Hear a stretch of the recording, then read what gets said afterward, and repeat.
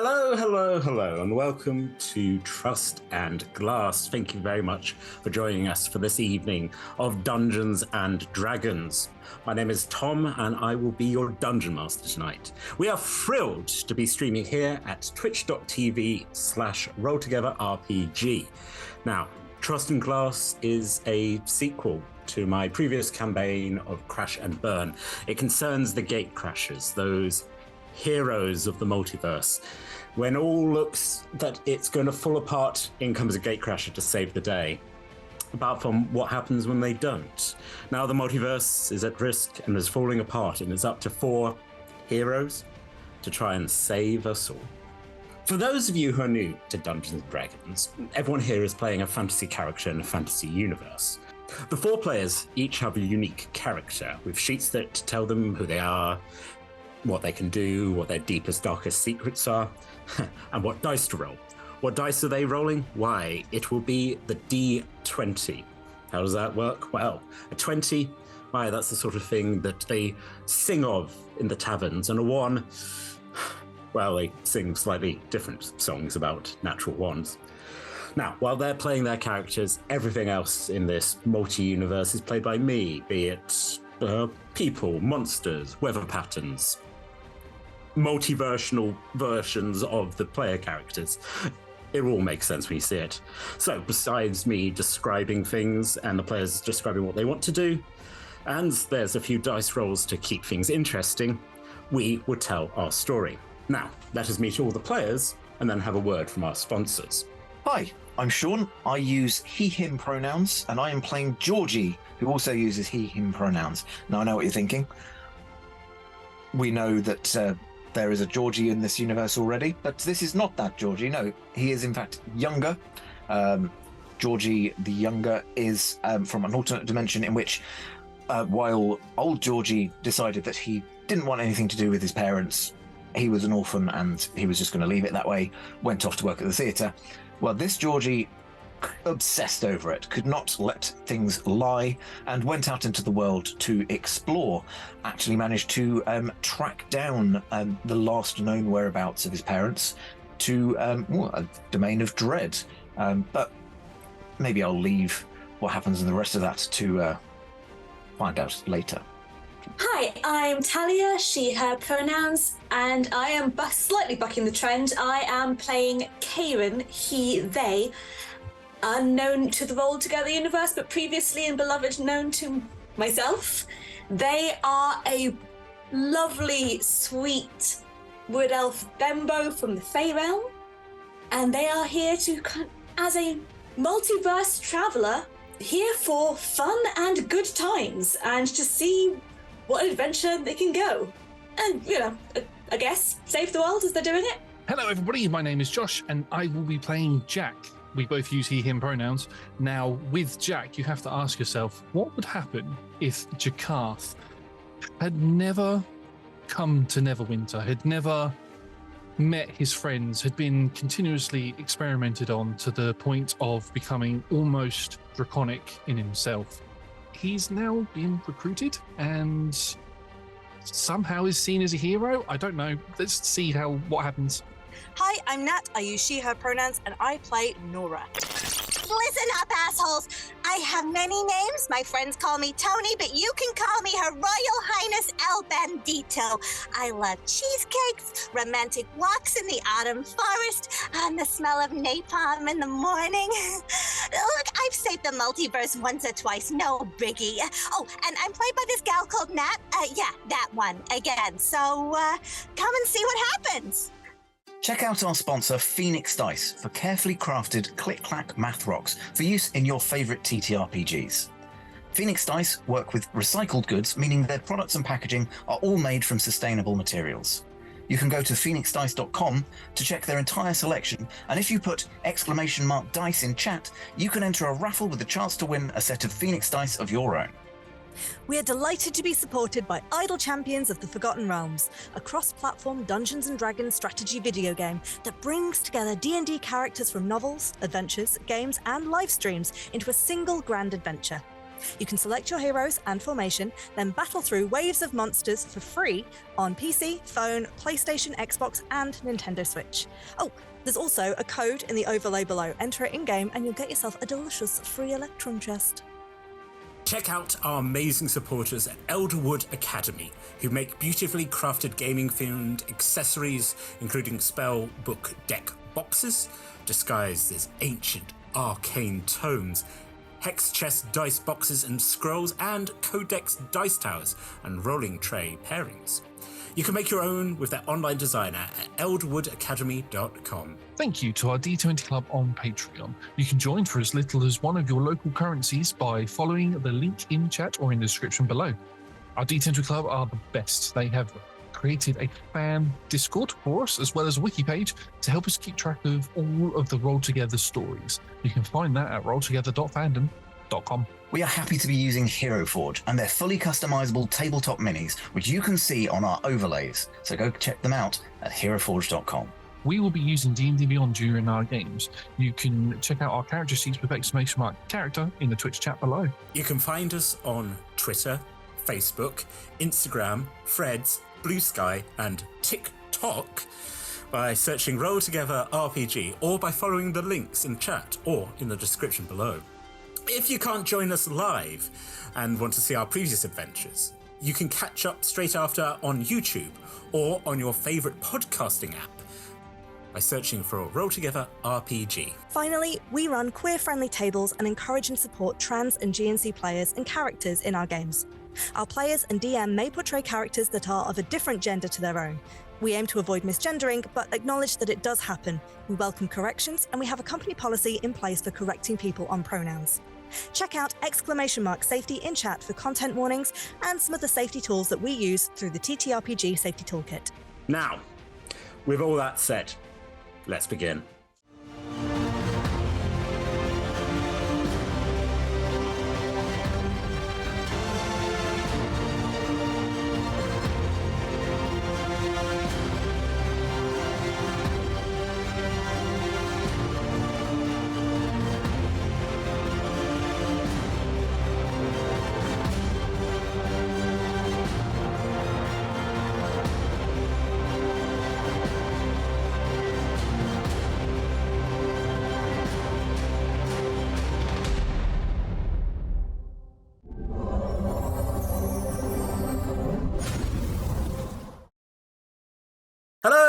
Hello. Welcome to the final episode of Trust and Glass. As you can see, we had our crazy Halloween party last week, and we've all dressed down a little bit. This is us just hang out in the garden, with having a smoke, having a drink, and just go, "Ooh, that was intense." But that's not the vibe we're going into, because let's sum up what happened last time. And probably the last time I get to do this, quote unquote, heroes travelled to the Feywild, where they were taken into the court of Sturshka, the goddess queen of the autumn forest, and a version of El Bandito's mother. To skip to the end, it's a lovely relationship, which I'm sure is going to work out well for everyone. While they were there, they discovered that the Rongan Broken Glass had sent a assassin to try and murder the Queen of the Autumn Forest. She was very quickly caught. Paravildi was stored in a prison cell, and when trying to, one, be convinced to go to therapy, and two, maybe you could just tell us what's going on, Karen gave some good advice, and then, thanks to a voice in Karen's head, punched. No, first things first, Chippy, team mascot, tried to, I don't know what Chippy was trying to do, but very nearly got eaten. Anyway, the heroes were escorted in, had a lovely feast, which, as it turns out, a Fey feast is great fun and can occasionally give you the ability to fly or be surrounded by colourful butterflies. It was also an idea of El Bandito, whose name was given out in the Feywild, and many rocks were thrown, to steal Gatecrasher's silver key, the item on which our party, see, I'm trying not to say heroes, travelling the multiverse. So rude. El Bandito does currently have that key. Georgie had a conversation with their friend Gavron, their mentor back in the Boneyard. Gavron very politely said, "Hey, old chap, someone needs to come back and be in charge." Old Georgie said, "I'll think about it," and then had a little "oh dear" moment. Less of the old, thank you. Sorry, Terry, sorry, alt, Georgie. Also, I just want to say, Jack has spent most of the episode just having a lovely doggy time. he had some chicken wings, he had a little bit of a scratch. We also discovered that there was indeed a voice inside Karen's head, which was implied to be a god, a aspect of the same god that controls the actions of broken glass. And ultimately, a big confrontation between our party and Gatecrasher, who pretty much had a breakdown and said, "I don't want to do any of this. This is awful. I've picked up that I'm being sent here to die. We're all going to die.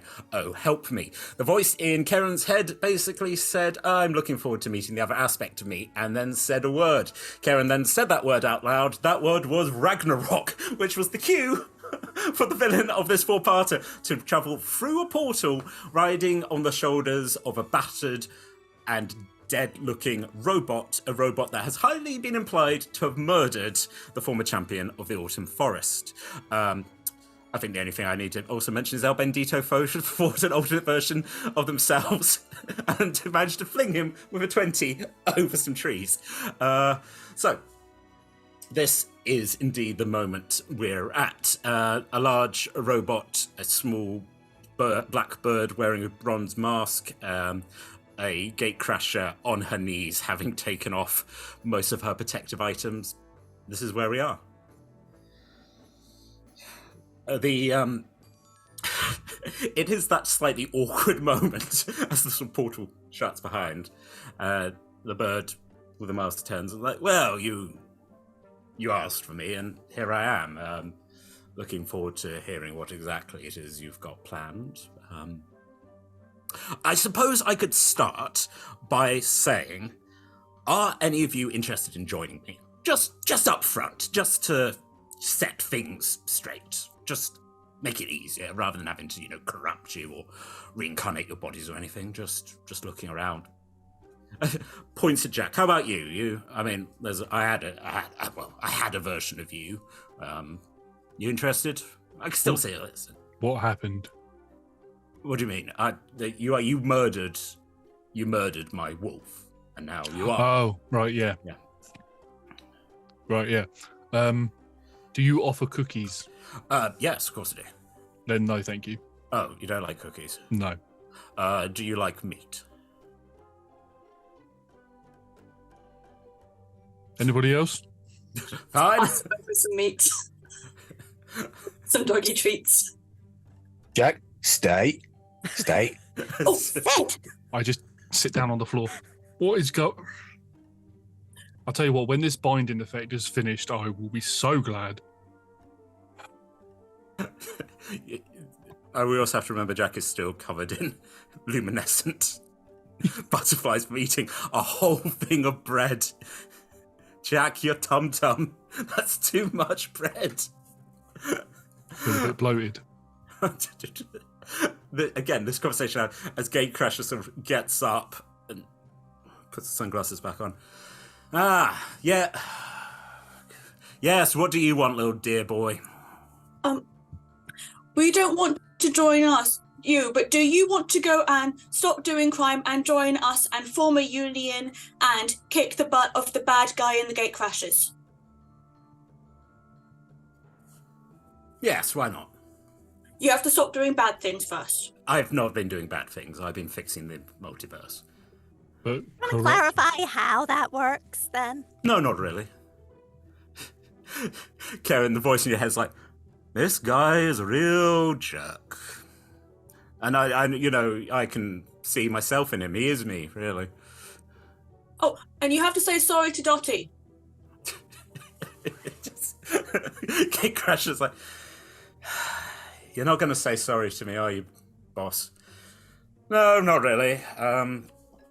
Good to see you survived, I suppose. I mean, do unto traitors as traitors deserve and all that.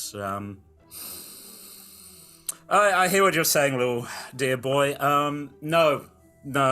I think the way this is going to work is you're going to join me, whether you like it or not, really. But Can I clarify the voice that's coming out of broken glass? yes, Is it the voice that Karen is hearing in his head, or is it what we assume is broken glass's voice? It's the voice that Karen is hearing. It's not. It's not the voice of the Kenku. It's almost like it's coming out of the mask rather than. Yes, so it's not. Yes, that's a good point. None of you have actually heard what broken glass sounds like yet. It's just possession. It's a hell of a thing. Yeah. I mean, the whole joining you prospect is real interesting, and I would love to have this conversation somewhere that's not right here in the Autumn Forest. That'd be nice. But also, I'm really interested in that mask of yours. Can I have a closer look? Yes, of course you can. Come touch it. I'll do it. Just throws a rock at Jack. No, mine. Oh. Come on. Again, I'd like to. You appreciate like broken glass is a kenku and it's quite a small bird. This is like the mask which is made for a human. So this is taking up. It's like the thing that it's kind of weird. There's like bird wings coming out and little legs. You're mostly seeing bronze mask here, which I said is the face of what you assume is possibly like an elfin man, but like marks, like things have been stuck up through the lips. You too. God. Yeah. All of you, just go with my plan. Just be possessed. Tony. Yeah. Psst. Small spark. Tony, interesting. I was waiting for the stone. All right. Yeah, no. There's another stone. Yeah, there is immediately another stone. Can I take you? Sure, Please. yes, I do require a steed. I'm going to walk up. How big is this construct? It is about 9 feet. It's massive. It's like a suit of armor. But it very much looks like someone has caved the chest in and then they've tried to fix it. It's put together. Hey, if anyone has watched the previous season, he's back. Big guy, small bird.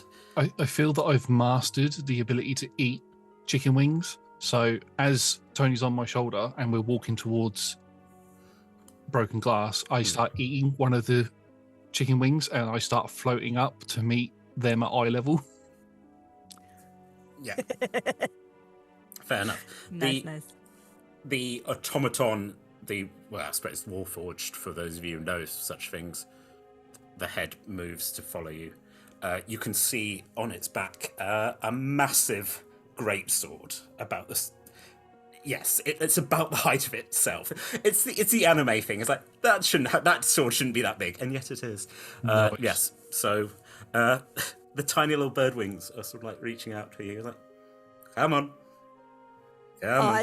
So not wanting to touch the mask at all, but would love to sort of get close enough to sort of fly around and just have a closer look at it. Yeah. Do I have to touch a thing to cast Identify? I think you might need to. I do. Touch the mask. I don't want to do that. No, Bandito. I'm too Touch the clever mask. for that. No, come on. I'm Come on. smart. Touch Jack's the mask. not. Jack is not allowed. Jack, touch the mask. I mean, I kind of know. I feel like I kind of know enough about this mask to know that this is where the possession has come from, and it's all kind of linked. But is there anything I can glean from just looking at it from a distance? How?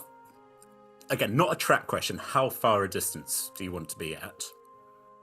Can we get within 5 feet of it? Within grapple range, sure.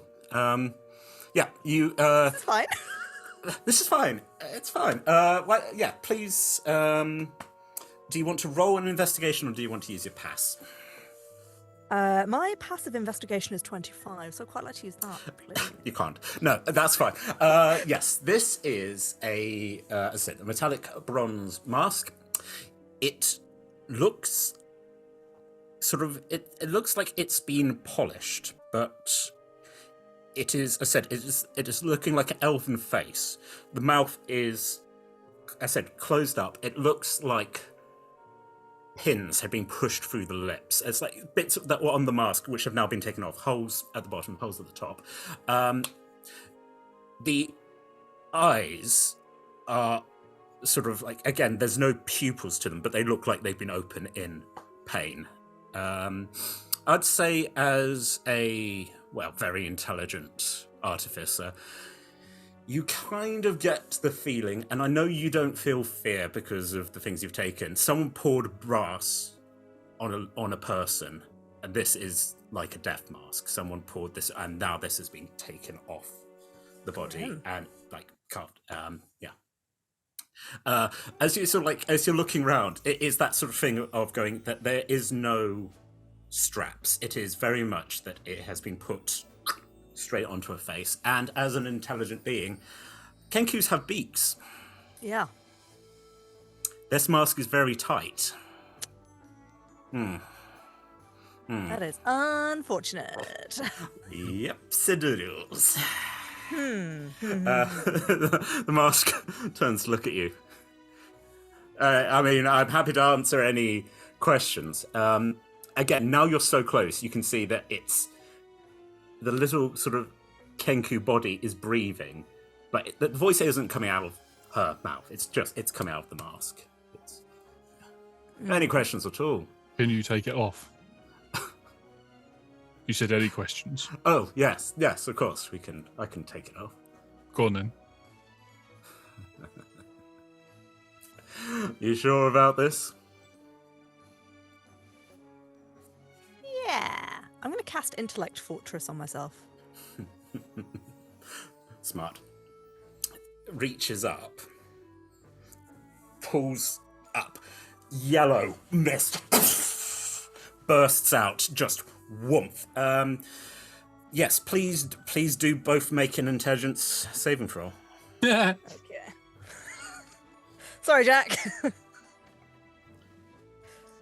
So I do that with advantage now. Oh, okay. Not that that's going to help a whole lot. So with advantage, that is 14. Mm-hmm. Jack? 6. We've made great decisions here today. Oh, yes. Yellow mist hits you both and just... as I think you slightly both sort of turn around, gasping, as both of your friends watch as yellow just starts filling your eyes, and suddenly both of you... Hi, that's much better. Yes, hello there. Let's have a look. What do we have? Tony, El Bandito, Jakaf, amazing, marvelous stuff. Okay, so now we're in here.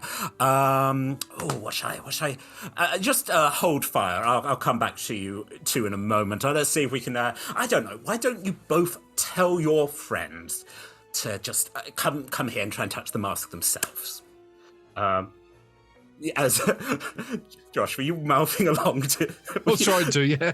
Yeah, no, that's quite funny. Actually, I like the idea that Jakaf said, okay, Karen and Georgie, you hear that in Jakaf's voice, Jakaf has just basically started going, go. So now you've got an idea that both of them would quite like you to put the mask on. None of you are being compelled at the moment. It's just the voice in your head. It's almost as if it's just someone saying, hey, why don't you do this? And then just the long pause of like going, I'm waiting. So the mask has been taken off. Was lifted up. Not fully, just enough to sort of like reveal the bottom, about where the bottom of her mouth would be. Blue. And that came from the Kenku? That came from the Kenku, yeah. Do I have control of my body? At the moment, yes. Okay. I'm going to grab the mask and just rip it out of this thing's hand, face, everything. Sure. Again, make an intelligence saving throw. Oh God. Is the effect on us a charm effect? It's at the moment, no. You're not being you're just having a voice in your head. If he's going to make you do something that you don't want to do, then possibly yes. I mean, Karen punched someone earlier, which was not nice, but wasn't compelled. You know, it was So just to be clear, anyone within 30 feet of me has advantage on saving throws to avoid being charmed or frightened. Amazing. So Okay, just to make sure we know that boundary. That's going to be good. As I said, you're not. It's just a voice in your head at the moment. That's going to become important, depending on how. Hey, Josh, what did you get? I rolled really, really well. It was a natural 1 for a 0. Absolutely perfect. Wait, do I have a thing? I don't think I can give you advantage. I think it's just adding a bonus. It's not enough. No. I can add +5, but I don't think that's going to help. You reach for the mask and you just hear the voice in your head going, "Nope, don't do that. That's your one warning. Try that again and I'll get you to cut your hands off." How's that sound? Hands to yourself. Okay. Look, you've just got to try these things, you know? You've come to the Feywild. What did you expect people not to try and poke things? The mask. That's a very good point, El Bandito. No, yes, that's... you tried. Actually, speaking of, just sort of leans up, puts... Again, it's weird, like a Kenku fingers near the mask. There is a high-pitched whistle, and you just hear things moving, and there you go. Things are in process. Over to the sort of the far left, you hear the clattering of... It sounds like someone's attacking, like trying to chop down a tree, and right behind you, you hear movement as people are starting to come out of the hall. I mean, I'm going to finish off what my associate didn't manage to finish, but... Oh, no. I don't think you heard me before. I said, let's do this somewhere else if we're going to do it, I think. Oh, can you nominate a place? Do I know somewhere that's not in the autumn forest nearby? You can certainly suggest it. Oh, no, wait. I've got the key. Yes, you do. Gatecrasher HQ. Mm-hmm. Or the boneyard? You can... All that. This is... Okay, so... Are you going to attempt to make use of the key?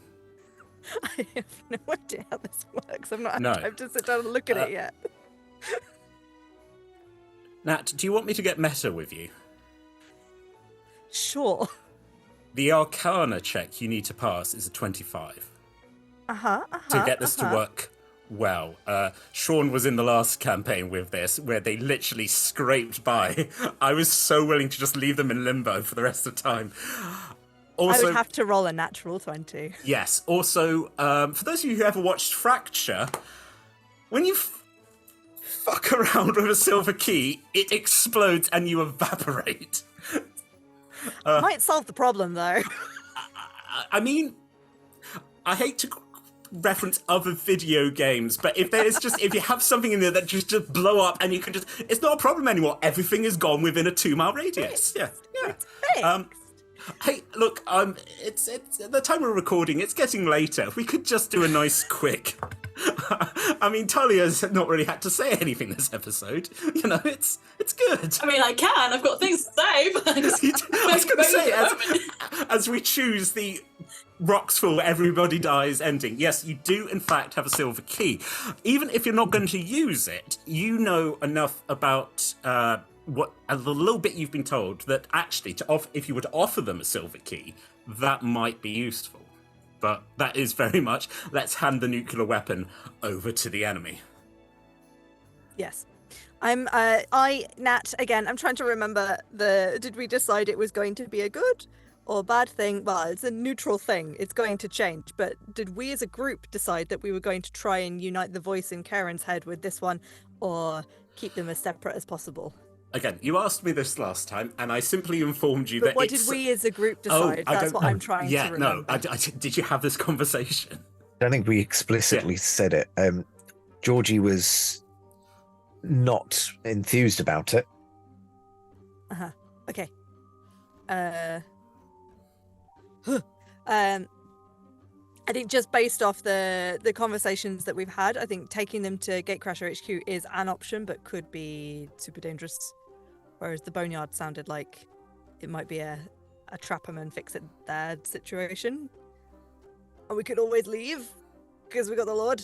So I think she's going to say, Oh, yeah, well, you know, my friend here, I keep very high friends in high places. Being a princess myself, I have lots of other friends who are very powerful. For example, the Bone Lord of all boning. Georgie is, you know... Interesting, Georgie. Oh, shit. It just points at Karen. I just need your name, and then we've got the full set. Well, my name's... You can call me Karen.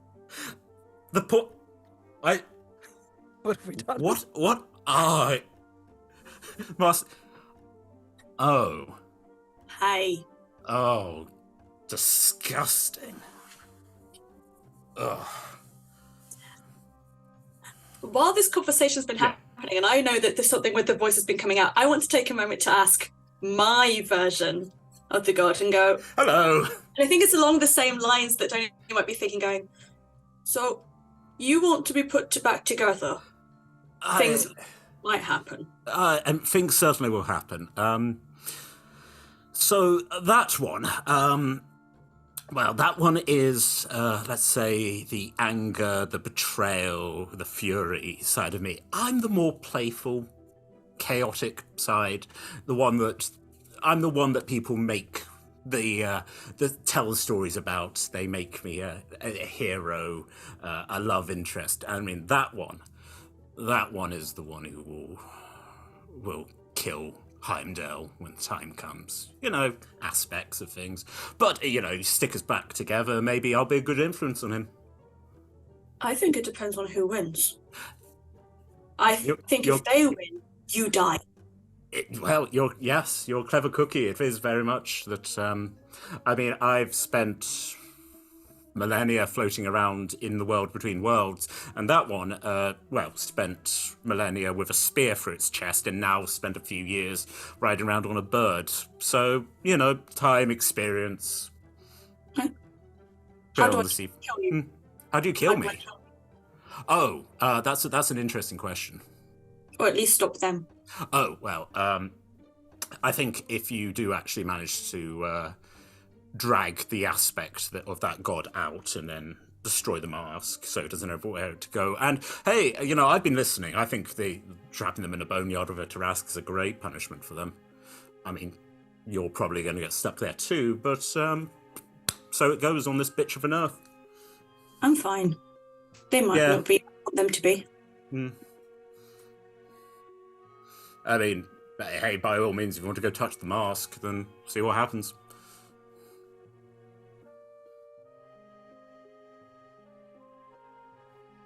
I want to say broken glass, though. I don't think you can, Karen. Watch me. Had a kid. I'm just going to go and look. As Tony kind of finishes off kind of talking about the bone zone, I'm just going to look at her and go, and then just have eyes of, why did you mention his name? I mean, that again was me, Nat, not her Royal Highness El Bandito, forgetting the rules here. But let's go with it. A rock flies over Nat's head. She just throws a rock at herself. Yeah. So anyway, the Lord of the Boneyard, we could go to his place.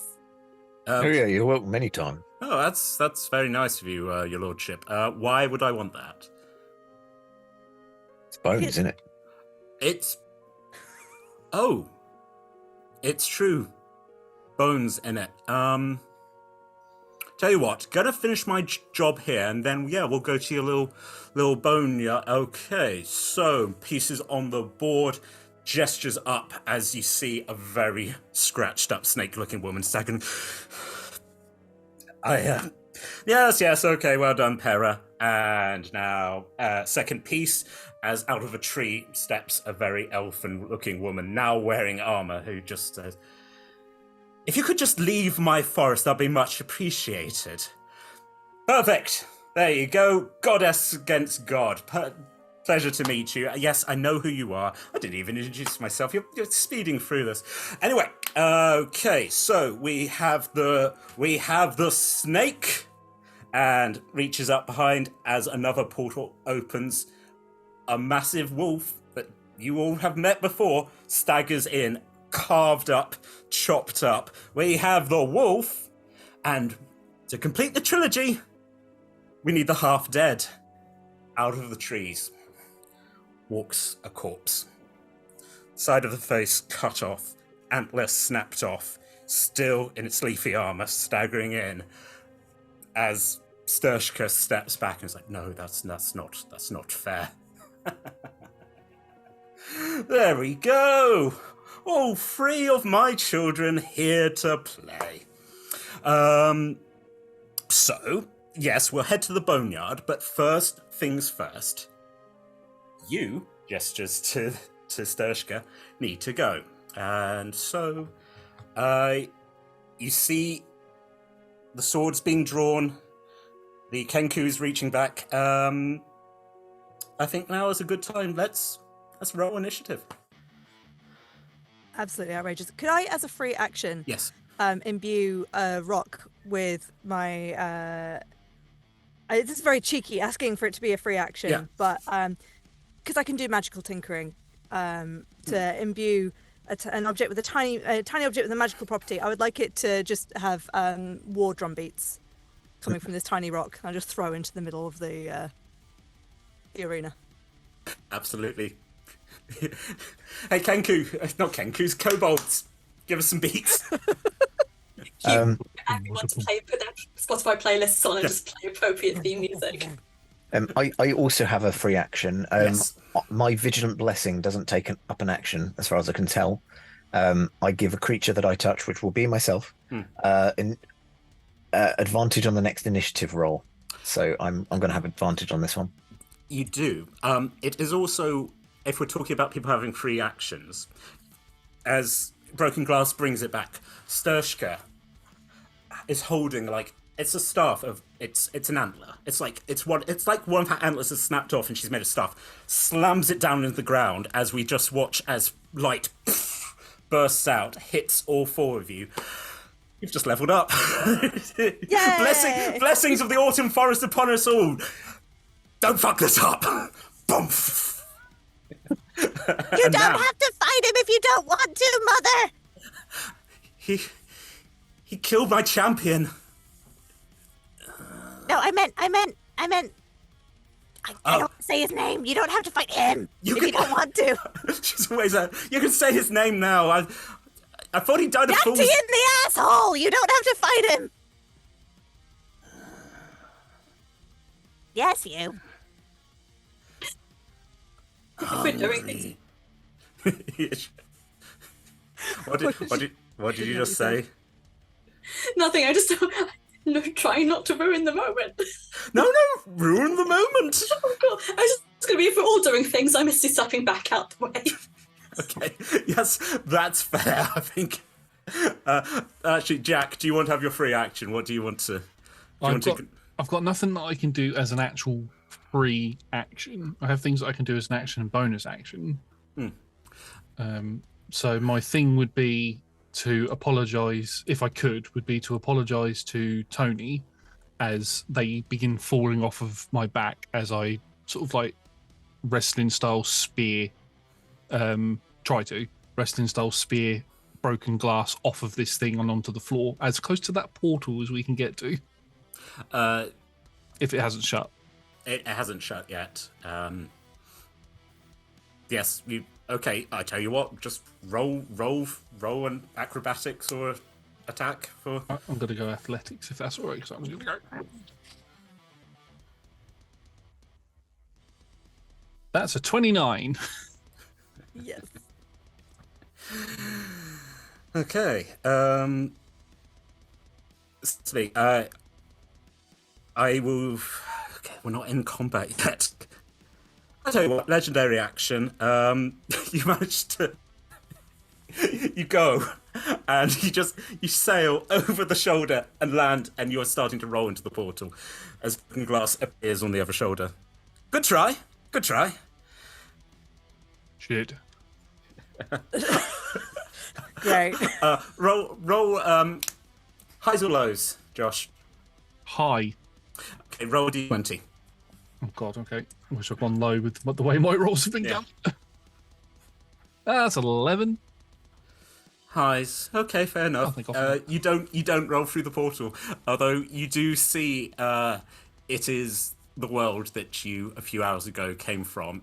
The forest is very on fire. It's just, you know how things were bad back then. It got worse. It's fine. It's not my world. Not your world. Not your monkeys. Okay. Now let's actually go into combat.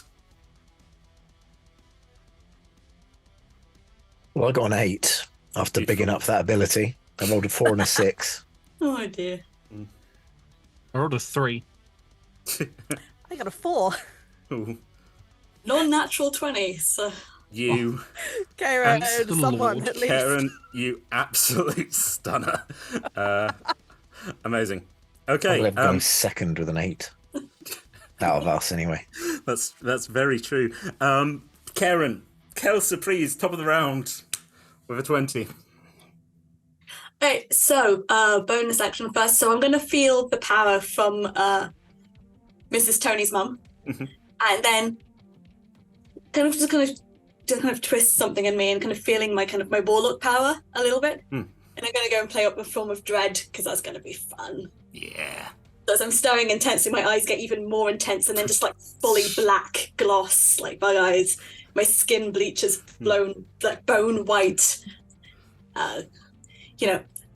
Wings which have absolutely no purpose, but just there for effect. Just kind of sprouting out the back. The horns become even more like impressive, and everything kind of turns into like a court of winter and dead kind of look. Beautiful. And just gonna crack my neck a little bit. Feeling that connection to, the love Tony has with her mum, the one that I have with my mum, my aunt, and just go, okay, let's go do this. You slightly feel like a spectral hand like patting you on the back, and are just very quiet. Good, my dear, good. Also, I don't like this other voice in your head. Let's try and get that rid of. So just auntie, eh? Good. Yes, auntie. Well, the first thing is that gives me some temporary hit points, which I feel that I'm going to need. Oh no! I mean, all of you've been like, give us a challenge, make it hard. Now I said, just throw a bunch of knolls at you. I mean, I want it. I just feel like I need it. And then I am going to apologise to Broken Glass and shoot her a couple of times. If I take her down, then I bring her back, hopefully. Cool. So the first one is, okay, the first shot is a natural 19 plus 13 now. She teleported. And I think that's the thing. She sort of lands, does the, oh, sorry, and then at which point an arrow comes and strikes her. So, yeah, roll. That's your first one. Do you want to roll damage first? Or? Yeah, so it's only limited because I've not got anything else active yet. So that is 12 points of piercing damage. 12. At the moment. Then I'm going to roll and hit them again. That is a natural 18 plus whatchamacall. Yep. Whatchamacalls, yep. Whatchamacallit, that is 9 points of piercing damage. 9. But also, because I have hit them, they now need to make a wisdom saving throw against me. Oh, heckins. That's a 23. Oh, okay. I mean, they save, but I then get to do a thing. I have so many things. I get to do a thing. Okay. I like this Later. attitude. I like it. This is very much when you say, I don't want it to hit, and you see if I convince it. What thing would you like to do? I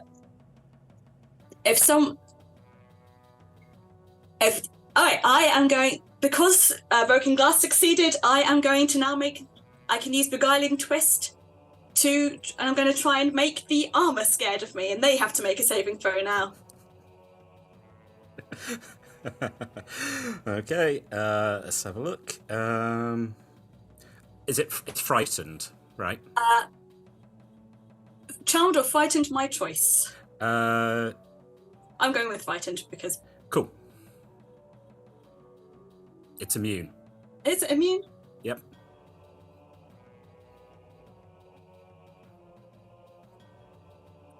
Next time I'll make him charmed then. You can certainly try.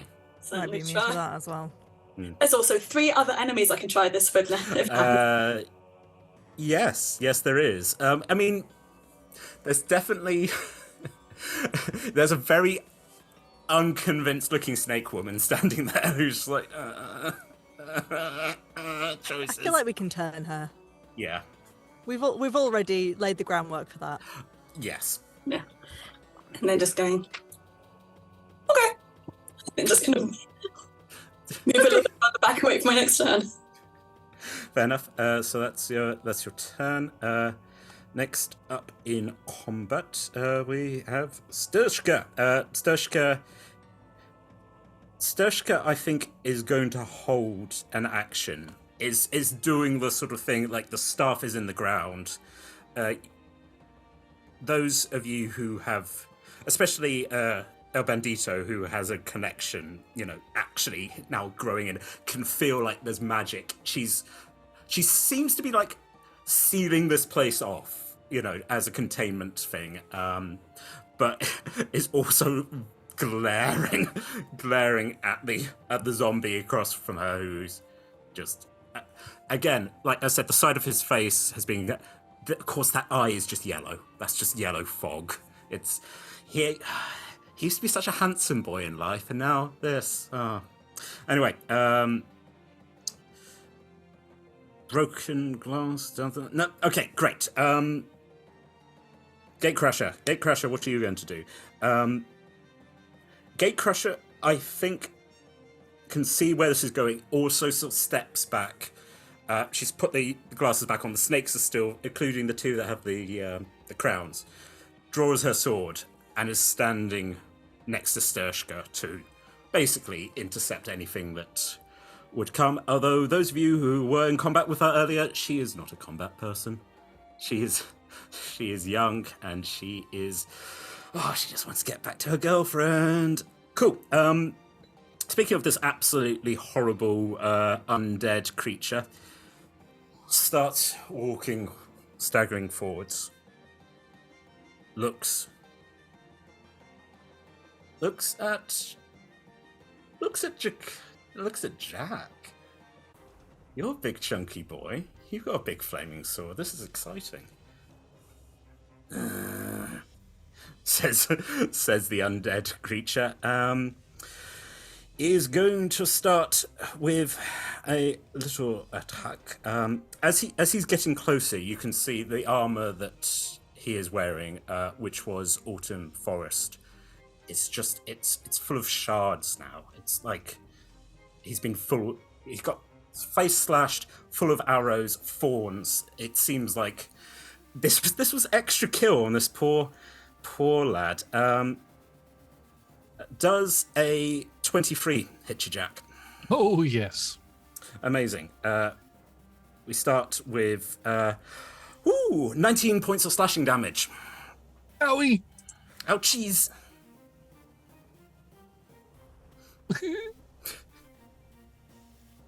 I was half tempted to say I'm down. do you just want to lie down? I'll just... Roll a performance roll.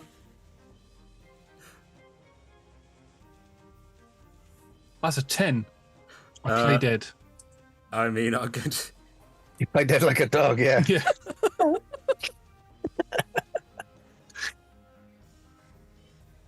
Oh no, Jack, our bravest warrior. This is really going to be a problem now. You act without honor. Starts staggering. Now, who else is close? Tony jumped, right? Well, I've got my boots are flying, so I think when Jack started like falling down, she just stayed where she was. How far off the ground do you think you are? How high was broken glass on the statue's shoulders? Sort of about 8 foot by the shoulder. Yeah. Then I'm 8 foot in the air. I mean, this guy's got a sword. He just does a. Ooh, beautiful. Does a 14 hit? No, it does not. Explain how, as a large sword comes swinging towards you, that misses. Oh, it's just a super casual, like, as she's trying to help with Jack's pantomime of playing dead, she just kind of goes, oh no, and swooshes slightly out of the way, just as the sword swings past. Alas! Sword comes back up the other way and does a 23 hit. Okay, that one will hit.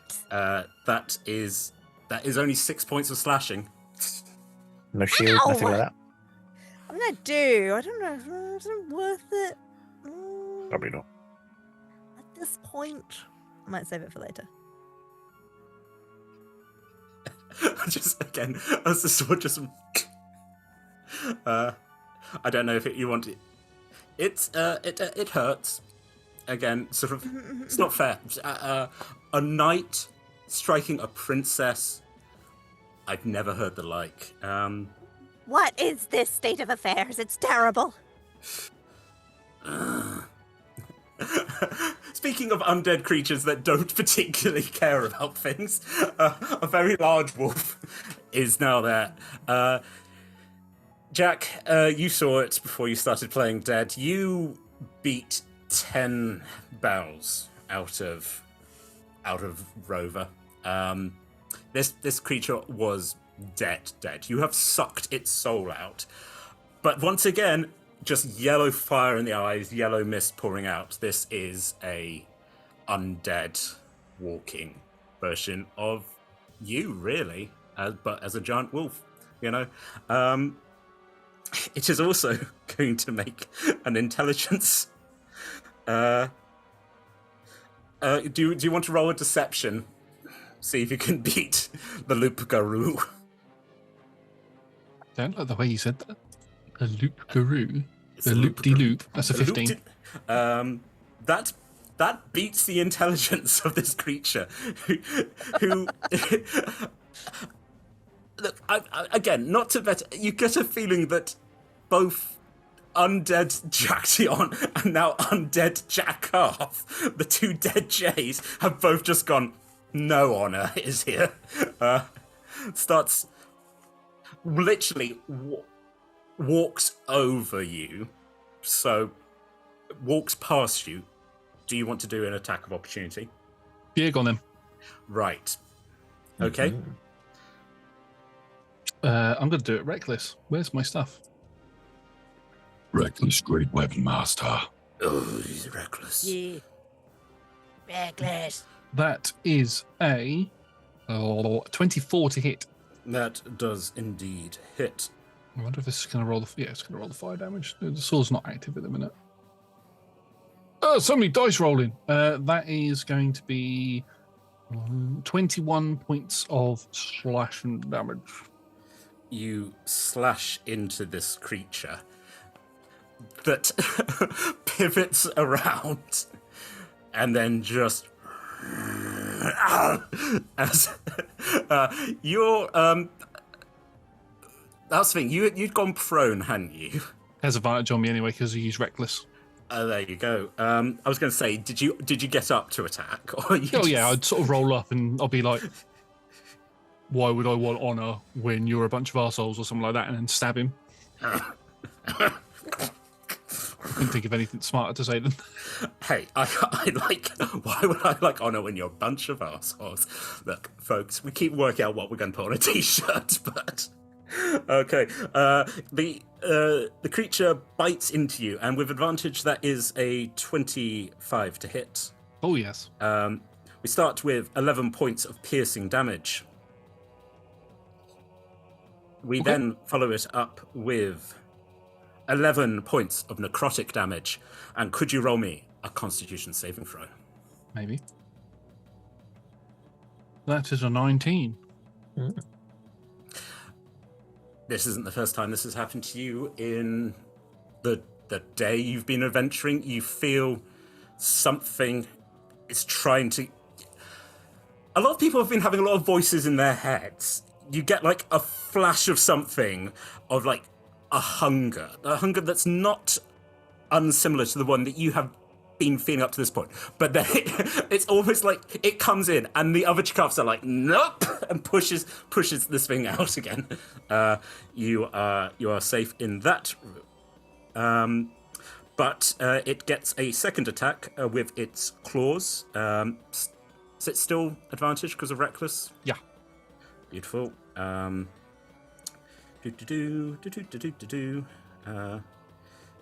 is a... Come on. That is a... 22 to hit.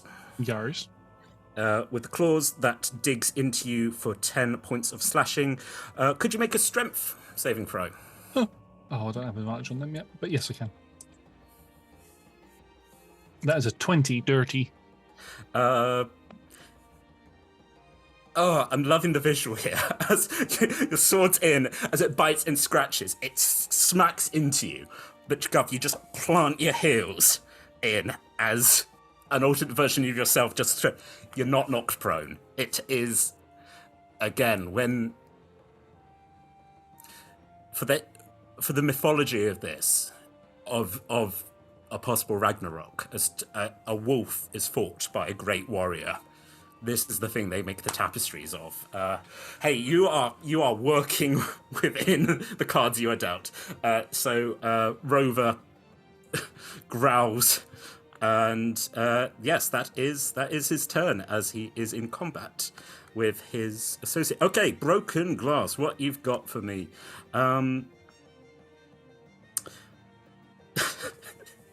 Broken Glass looks at us. Could no one tell that man was not... Oh, you are all fools. Anyway, just looks up. Pera, are you going to bother fighting in this? Oh, fine, be that way. What do we got? Okay. Little dog thing. Little abomination. The tortoise thing. I might as well just do what I'm here to do. Fires off a attack at Sturshka, who it does hit. Is that a magical attack? It is, yes. Can I silvery barbs it? You can. No. Is that your silvery barbs? Just no. It comes with like the big Borderlands style lettering, just a big like no in the sky. I was picturing it was going to be a stone. No appears as a stone flies, catches the Kenku, to hit 22. Fine, be that way. Other thing comes up, 24 to hit. As a flare goes zooming across and hits her for 15 points of force damage. She takes it like a champ. Just no. Very similar. Just the same. No. All right. Okay. I'm gonna give my advantage to Jack. Nice. What else? How many attacks do you have?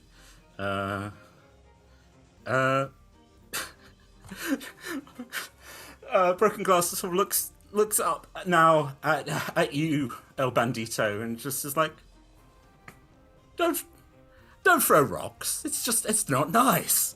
It's how things get done around here. Fair enough. Is Burn. it because you're scared? Because throwing rocks breaks glass?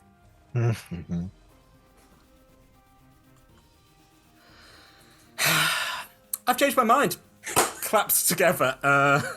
Can you make a strength saving throw, as can Jack? Probably not.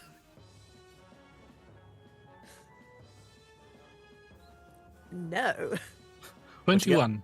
21, you're fine. Oh. As claps together, I mean, would 40 points of force damage hurt? Yes. Crack! As you are dragged straight up into right next to broken glass. Josh, you take 20 for. I roll. Hey, again, not to meta. That was a one-time deal. That is gone now. Jack looks bloodied. Good. That's half my health in one hit.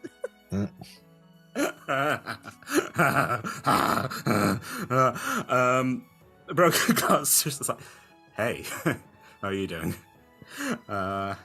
Weird. Don't be weird, Loki. Pera. Pera is just actually looks over to Karen. Talking is a free action, Karen. Leave. Please, just leave. Get somewhere safe. Persuasion roll advantage. Let's say DC 15. Natural 18 plus a few. I invoke the sanctuary of the autumn forest. Sturshka nods and is like, granted. Just starts. I'll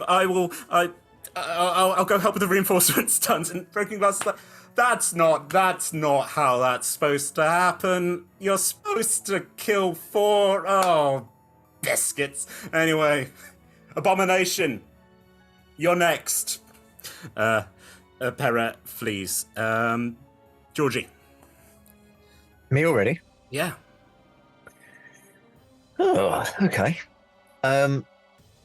So, Georgie hasn't moved from the spot that he's been sat in this whole time. Just sat. Yeah, I just stood, just right there. Just werewolves and zombies running past him. Am I to think, because he was right there with the Warforged broken glass there. Jakarth obviously leapt off the back and is now fighting Luke Garou behind that. Yeah. And Jack Tion is sort of round to the side. Was where Tony was. Tony's now being dragged right next to broken glass. Yeah. That's awkward because the thing I want to use will catch Tony in the middle. I mean, you just drag her to the boneyard and she can spend eternity building things. It's fine. Kill her. Just kill her. Wow. Wow. She had a lovely Feywild afterlife promised. I mean, it is going to be a combat between these two forces where it's like in Skyrim after you swear yourself to so many different deities. You're like, but where do you go? Anyway, yes. Is there any way I can, if I had a 30-foot cone, is there any way that I could angle it without hitting Tony and ideally not Jakarth? But I think if anyone, Jakarth could probably take it. Yes. You could, if you're thinking like you're coming to the side and you're angling it down. Tony is...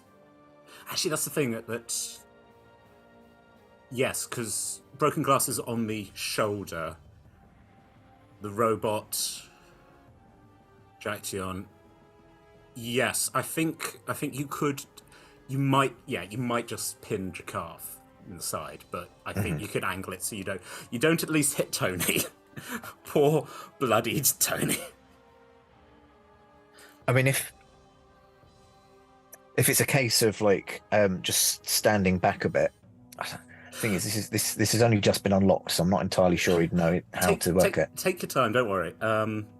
Yes, you could, if you walk back, within sort of 15 feet, there is Gatecrasher, and then holding Fort Sturshka. So where you're standing, you wouldn't take an attack of opportunity if you want to move back a bit.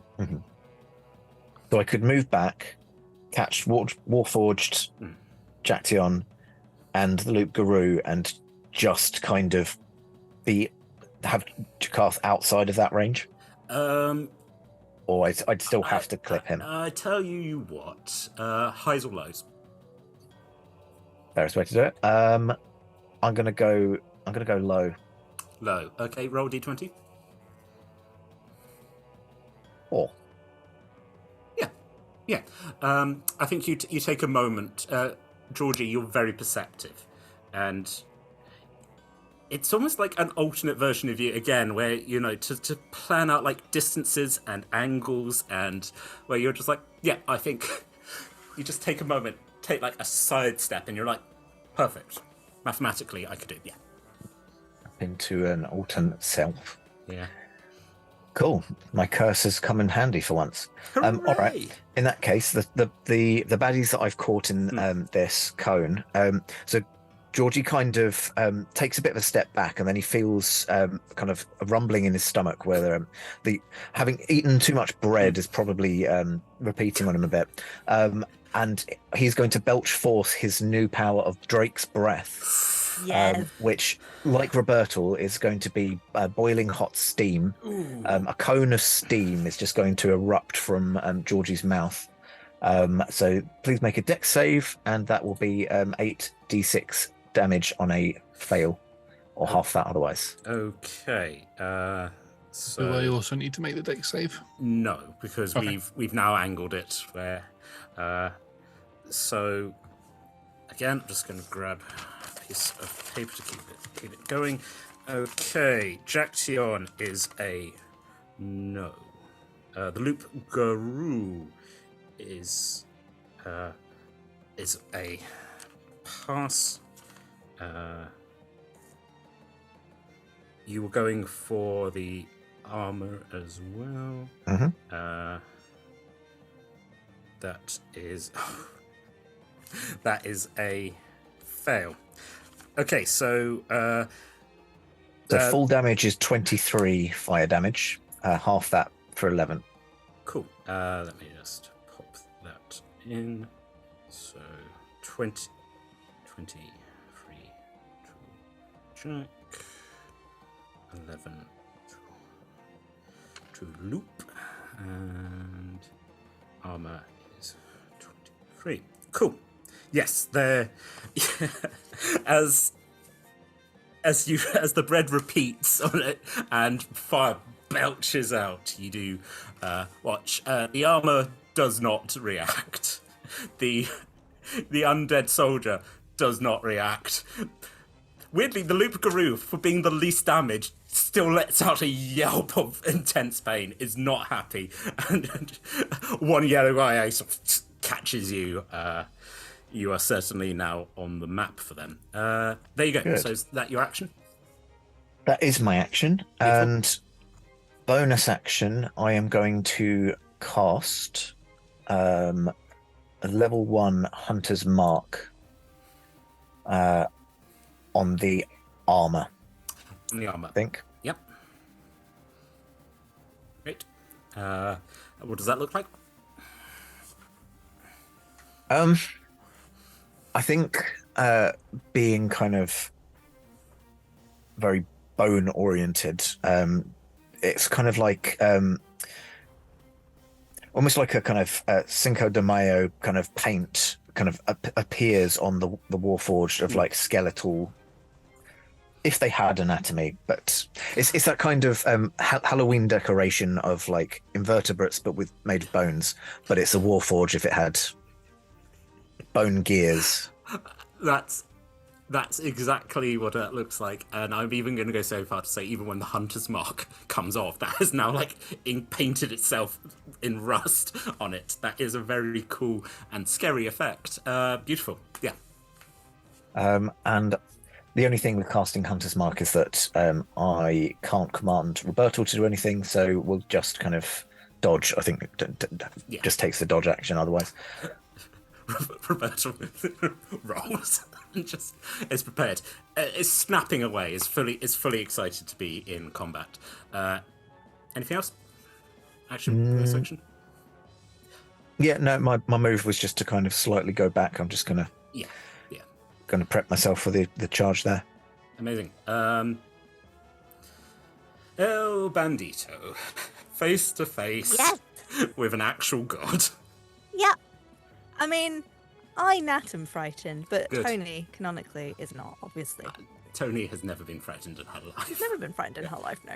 I realised I forgot to activate the war antlers, so hang on, bear with.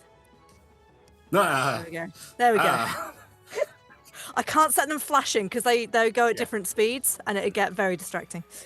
Good. Right. Okay. So I think she's right there up in broken glasses on the mask's face. Yeah. And it's just like, you know what? This mask is just missing a dick right there. We don't have time. Maybe later.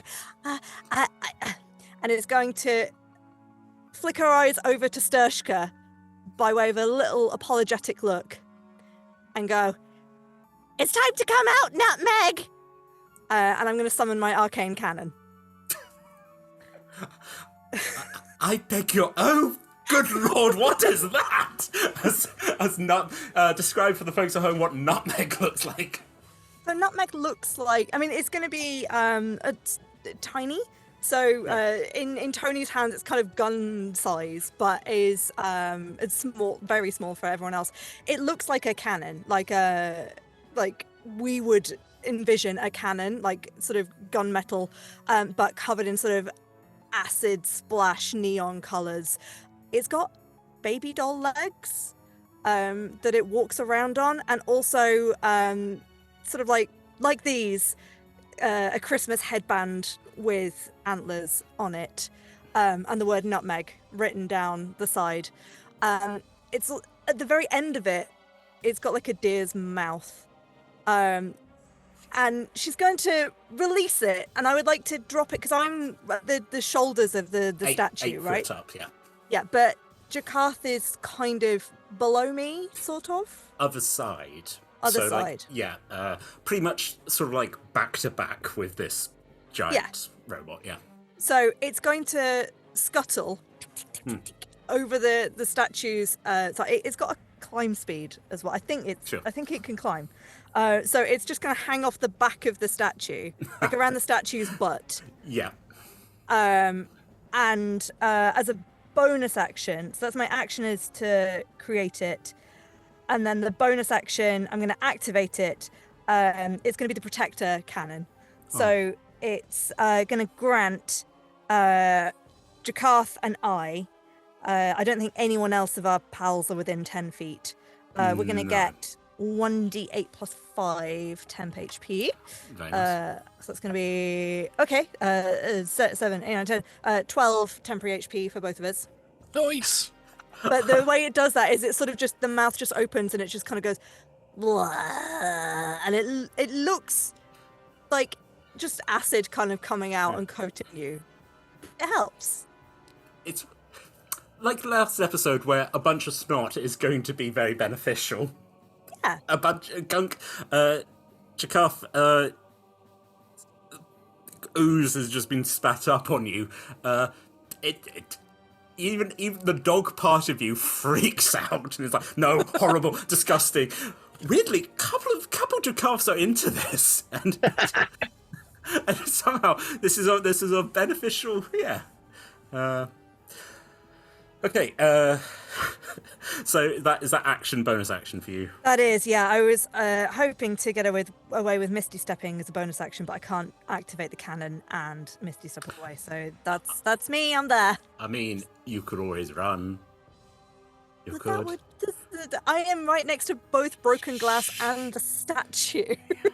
So no. Can I, for a free action, take out a crayon and start drawing a dick on the mask's face? Sure, you can. I've got to stay here anyway. Oh yeah. Make a perception roll. Okay, sure. Let's see how you do. That is a 19. Help me. Comes from behind the mask. Huh.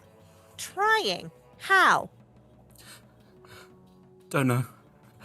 Okay, enough. That's real helpful. Enough of that. The body seems to sort of slap itself in the side of the head. Just. Okay, no, we're not doing that. We're not. So many traitors today. Anyway. Yeah, that's El Bandito. Jackie boy. As you fight evil you. So many quotation marks. So many. I mean, looking at this, being locked in combat with this Fenrir type, I am just. You just watch as my form bulks slightly. The dog ears that I've sort of acquired since absorbing Rover disappear, and the draconic scales begin to grow more. And I sort of crack my neck a bit, and I go, "Do you know what pisses me off more than being called a hero or seeing weak versions of myself? Seeing myself be controlled. And I would like to rage. And as I rage, obviously I've still got the yellow in my eyes, but my irises turn blood red, and you can see that there's a bit of black trying to push through the yellow. And you watch as like these shadows begin to pour off of me, and next to me appears a werewolf version of myself, Rover, and on the other side of me is a full dragonborn version of myself as I use Ancestral Guardians and as part of the rage, and I will attack this abomination version of me with 2 attacks. With itself, the soulless wolf is being attacked by this soul. Yeah, no, this is what the Skalds sing of in the mead halls. Yeah, there is 2 wolves in the. And both of them are jerks. By all means, roll. So the first one is going to be a 16 to hit. That meets it, beats it. Okay, I'll roll the second one as well. And the second one, this is obviously reckless. Oh, that's really bad. That's a 10 to hit. Afraid not. Okay, so the first one, or the only one, should I say? That is going to be 19 points of slashing damage. Cool. Which Dragonborn or wolf? What made the attack? Yeah. Just which one's hit? Yeah. The werewolf. So the werewolf hits itself. Well, it's technically me doing the attack, but the other 2 are sort of like running interception for my allies. Amazing. Okay, so as the Dragonborn goes one way in the wolf, and you slash down with your sword into the monstrosity ahead of you. Amazing. Okay, so with part of that, as it was hit with my attack, that creature now has disadvantage on any attacks that aren't against me. And when it does hit a creature that isn't me, that creature has resistance to all the damage dealt. Great. Party, bear that in mind. Cool. And then that is going to be my turn. Have you considered running? Why would I run when there's a version of me that's being controlled in front of me? I don't like that. I've been there, and I'm going to fucking destroy this thing. Yeah. Jack is very angry. Oh, by all means. Can you also just make a perception check? Perception or deception? Perception. I rolled perception. 25. Yeah, 25. You kind of like glance at the portal. Something seems to be running towards the portal. You can't quite see, but like the trees behind burning seem to be moving. Might be an idea to try and get that shut. Any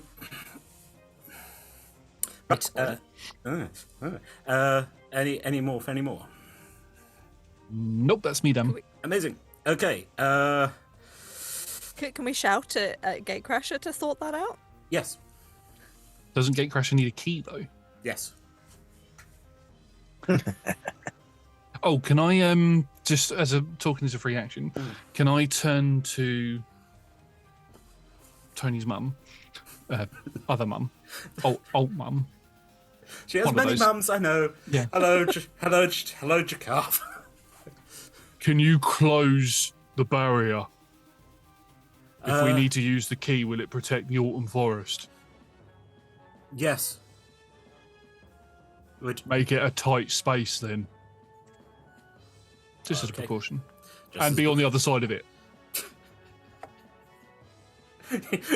You just, again, it is the feeling of when a child tries to tell an adult what to do, when she's like, I was going to do that anyway, you're a very precocious child, but okay.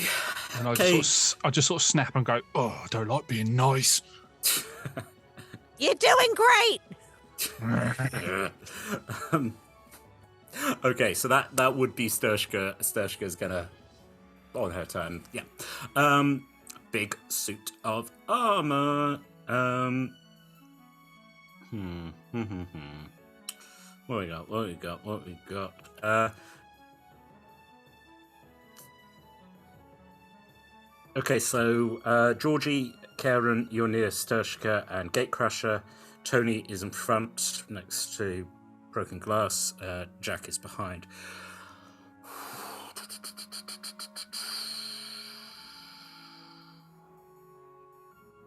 Cool. The suit of armor starts turning around. Tony, it's turning its back on you. Broken Glass is like, okay, goodbye. Wait, do I get an opportunity attack on Broken Glass as she's turned away? Yeah. Force movement, technically. Well, Yeah, it it's is forced. It is forced movement. I just like it. It is that just that issue of like being in a swivel chair. Like, okay, goodbye. I'm going. No, it's just a little slap. Like, Yeah. I was drawing on that. Your crown just along the mask. Yes, it turns around, looks down at Jakarth, holds the sword in both hands, brings it up. The sword comes whistling down towards you. Does a 25 hit? My AC's 15, yes. Silvery barbs. Can I do that? Yeah, no, you can use the spell slots, yeah. Yep. Okay, the barbs are silvery, and No. the attack is an 18. Still hits. Oh. Correct. My AC's really bad. Well, you get advantage again. 15. Did you use it last time? I didn't. Do what? Double 15, advantage. 15 points of slashing. I will half that to 7. 7. Who's raging? There is a second attack. 23 to hit. Oh, yes. These have advantage, by the way, because I reckless. Not that I'm trying to kill myself or anything, I but mean, yeah, if you could, it would just save so much time. I am. I'm trying to kill the wolf. We're all trying to kill Leave the me to do wolf, that. Josh. 15 points of slashing. Yeah, that's another 7. And once more with advantage. So this is the third. Does a 22 hit, Oh, yes. and that is a 13 halved down to 6. 6. Yeah. Okay, so not terrible. I'm still bloodied. Yeah.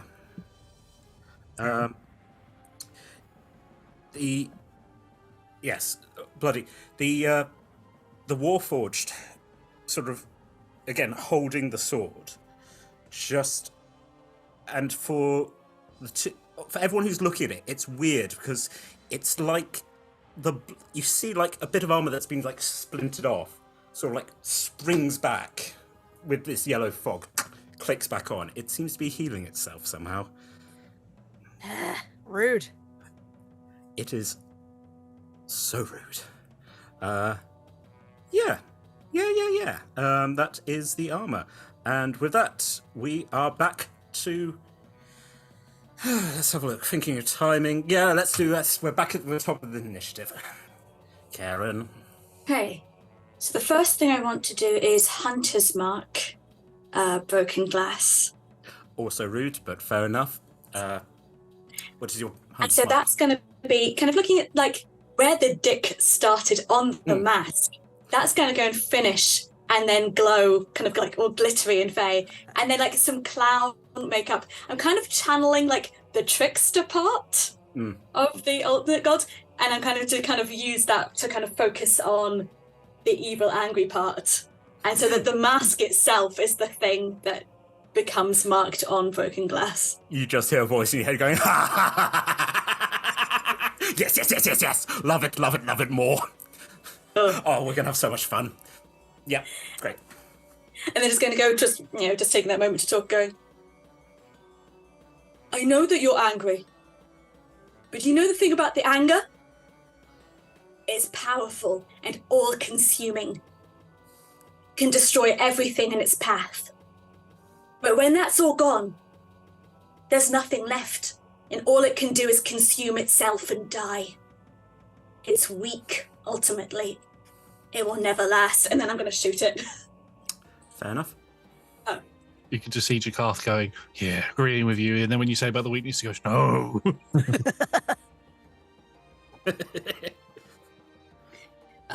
That is I can do math, 23 to hit.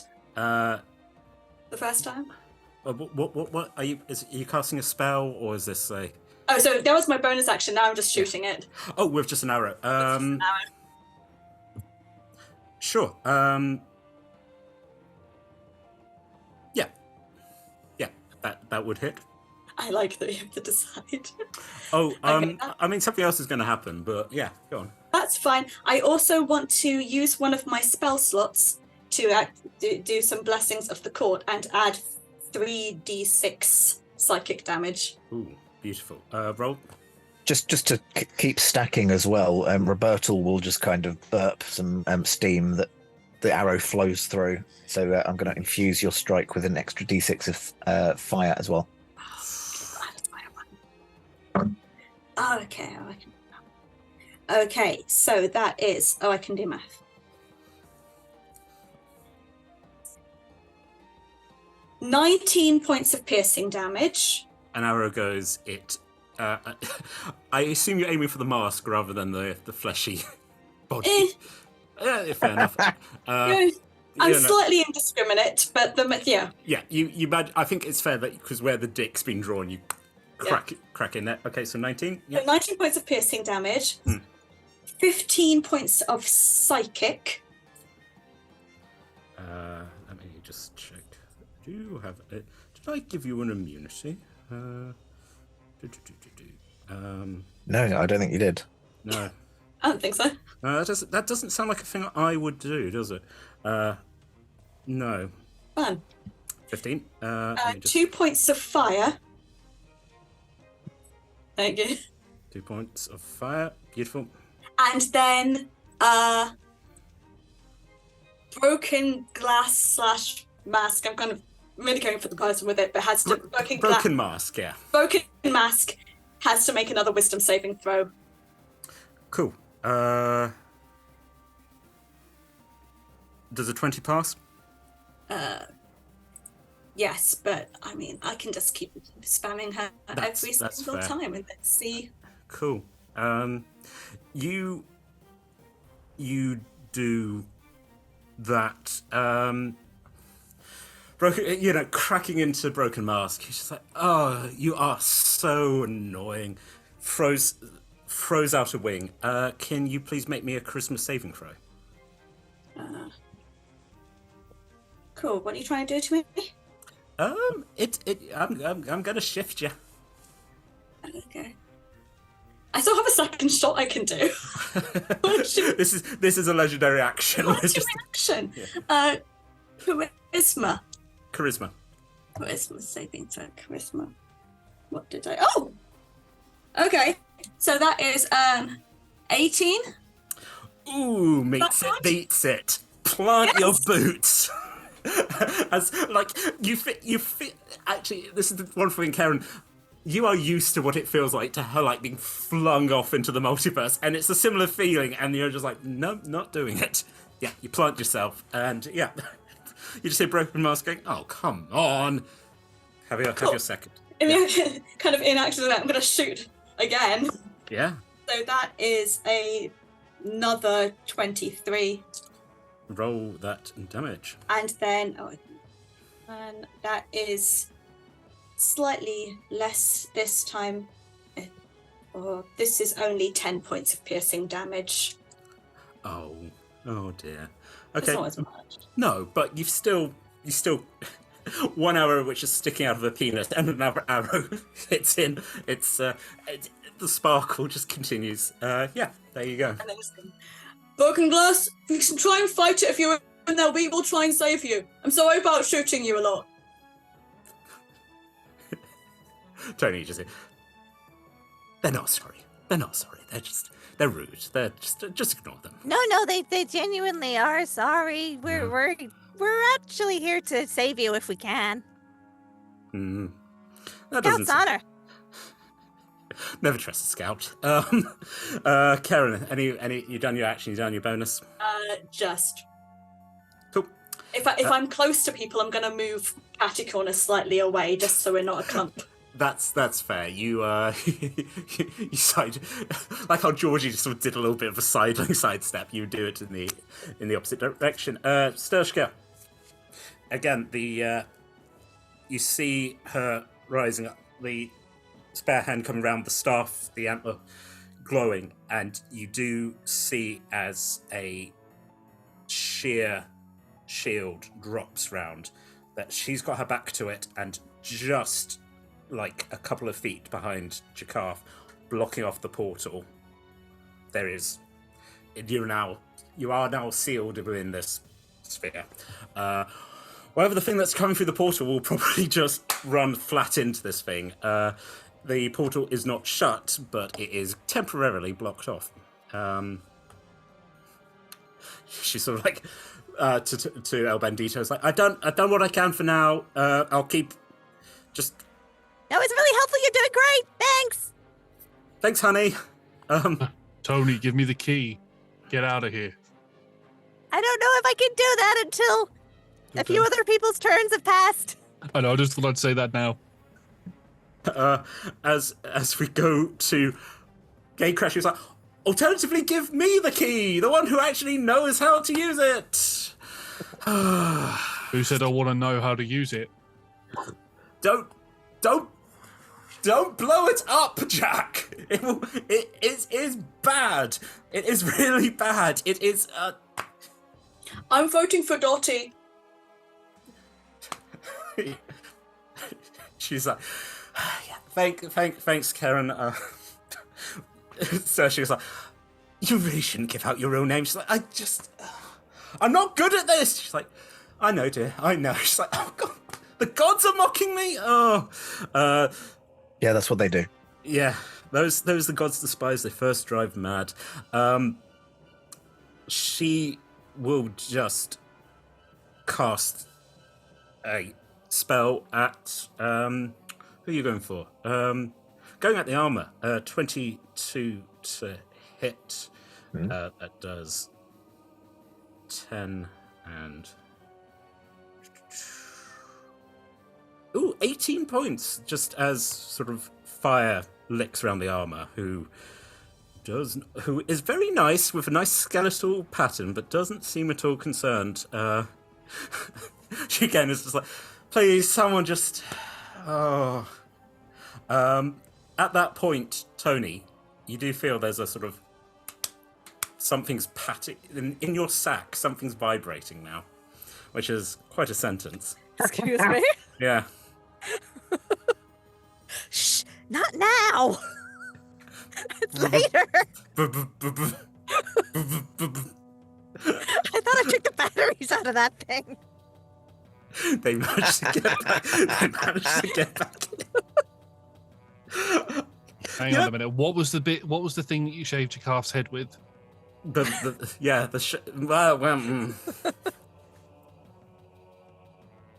You'll never know. You had your head turned away.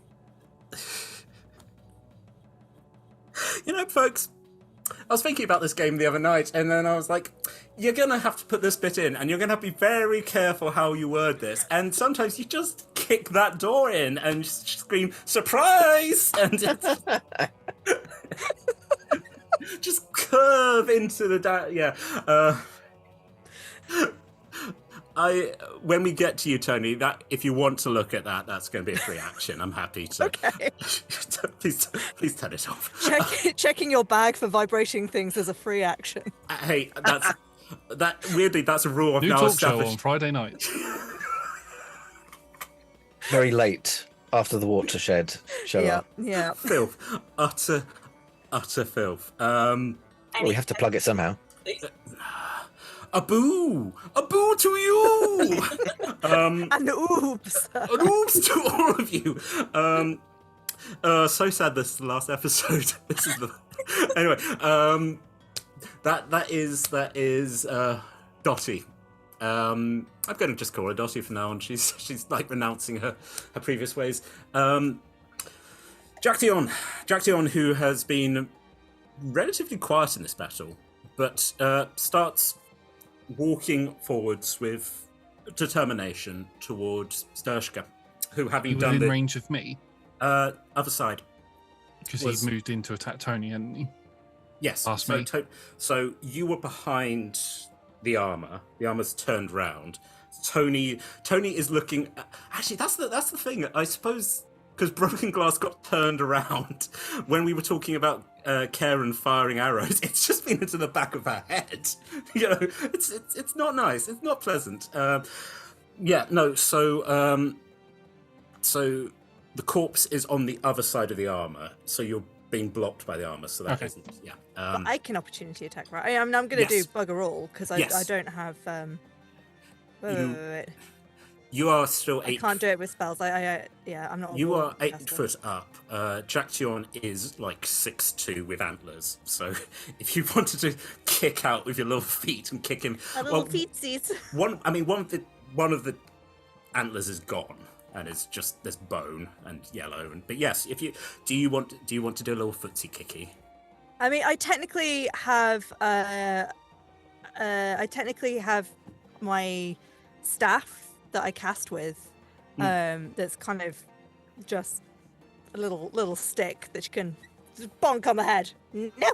Oh, give a little bonk.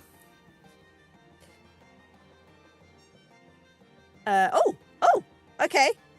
22. That does hit.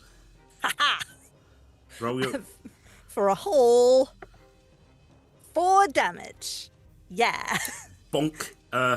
You bonk, catching. Bad cryptid. Bad. Just a lot of growly creatures in this.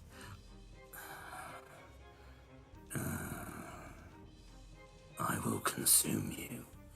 And then Yeah, I'm very mealy. starts running down, antlers, charges towards. Oh shit! Okay, charges towards Antler. Sorry, just to correct you. Antler. Charges towards Sturshka.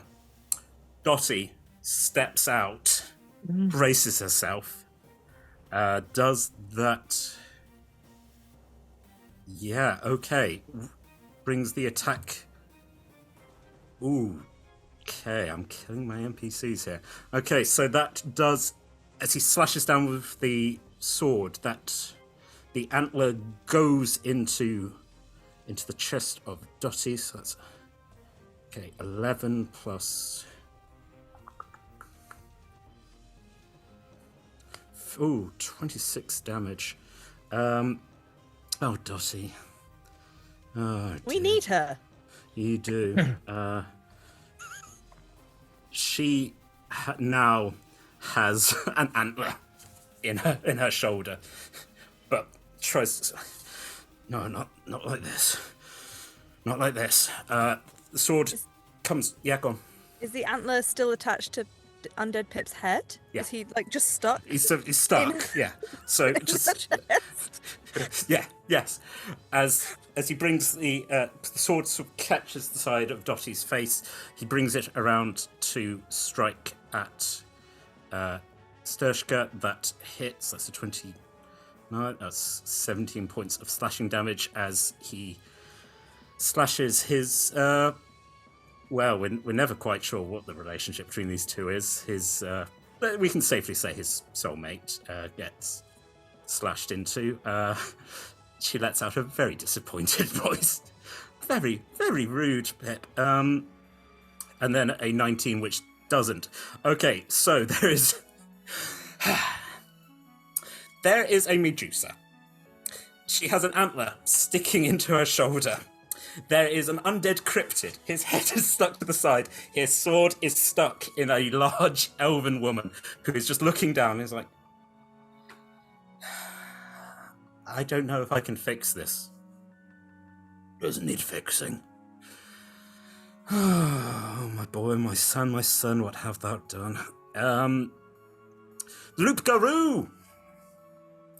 Hello, Jakarth. Hi. How are you doing? Next question. Good? You good? How are your Next lungs? The Loop Garoo bites at our boy with is it advantage still? Years. Cool. To hit with a 28. Yes. We start with 13 points of piercing damage. Half to 6. We take 6. We then take 14 of necrotic, half that down. I don't half that. Oh, you just take the necrotic? And could you please make me a constitution saving throw? That's an 18. Thing comes in. Jakarth's go, nope. Pushes it out again. Then the claws come around and 11 doesn't hit, does it? Oh, thank God for that. No. You just...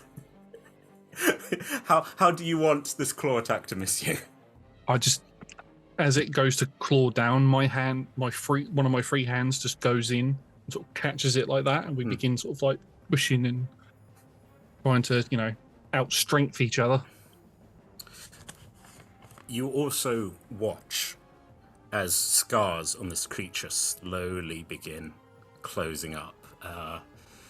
The knowledge you have of werewolves, you haven't silvered your weapon. This creature is healing. And as did living Jack, but you kept doing so much damage that you didn't get to know. Look, he was covered in gore. You couldn't notice. Cool. That's broken glass / broken mask. Cool.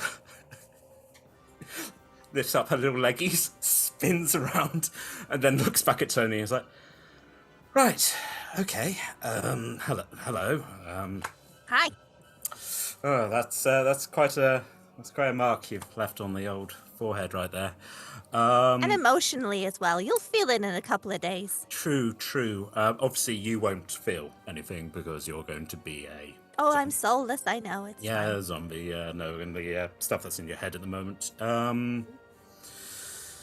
Oh, what should I do? Do you want to tell me how to take the mask off? Oh, yes, by all means. Just take the mask off. Just reach No, up and you take it. tell me how you're going to do it. Oh, no, I'm not. I'm gonna put the mask on someone else. This body's slowly decaying. There's a sad cry from inside the mask. Oh, shut up. Anyway. Is she still alive in there? Oh, yeah. Oh, huh. I mean, suffering, but, Sure. life is suffering, as I know only too well, So reaches up, strokes the marks on the mask where it looks like pins have been pushed. I said hole at the top, hole at the bottom as pins have been thrust through. There is also the rust of blood around there, so, yeah. horrible. This is a horrible mask. I mean, if you want to put it on, Tony, it'll probably be a great. It looked very good on you. Yeah. No. Yeah. No. Yeah. I'm just going to start with one of these. Points at you. Does a 21 hit? Yes, it does. You take 24 points of force damage. I might shield at this point. I think that's not a terrible idea. I think I might shield. So shield, is that plus 5? 5. So my AC is now 23. Okay. What's your shield look like? I think it's just a big acidy, like all the neon colors, like a tie-dye hippie shirt if it were slightly see-through, and a big glass ball around her. Solid. Love it. Oh, and there's occasionally, just like floating around the outside of it, there's a little tanuki hand flipping the bird. Oh, so rude. Such a rude party. The disgusting yellow spell. I think the tanuki hand just bounces it off. I'm like, oh, for me's sake. Okay. What the hell? Throws a spell over your shoulder to hit Sturshka. That does hit. That does. Oh no, 31 points damage. It's fun to beat up your own characters. Horrible yellow globule hits this beautifully pristine elkin woman who's just like disgusting. One of us. Yeah, he's more interested in killing the goddess. You guys are distractions. His children can deal with you.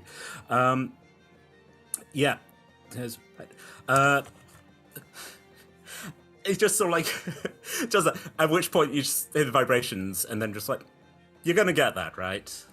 It's just sucks. Just Look, it's not my turn yet. I will. good.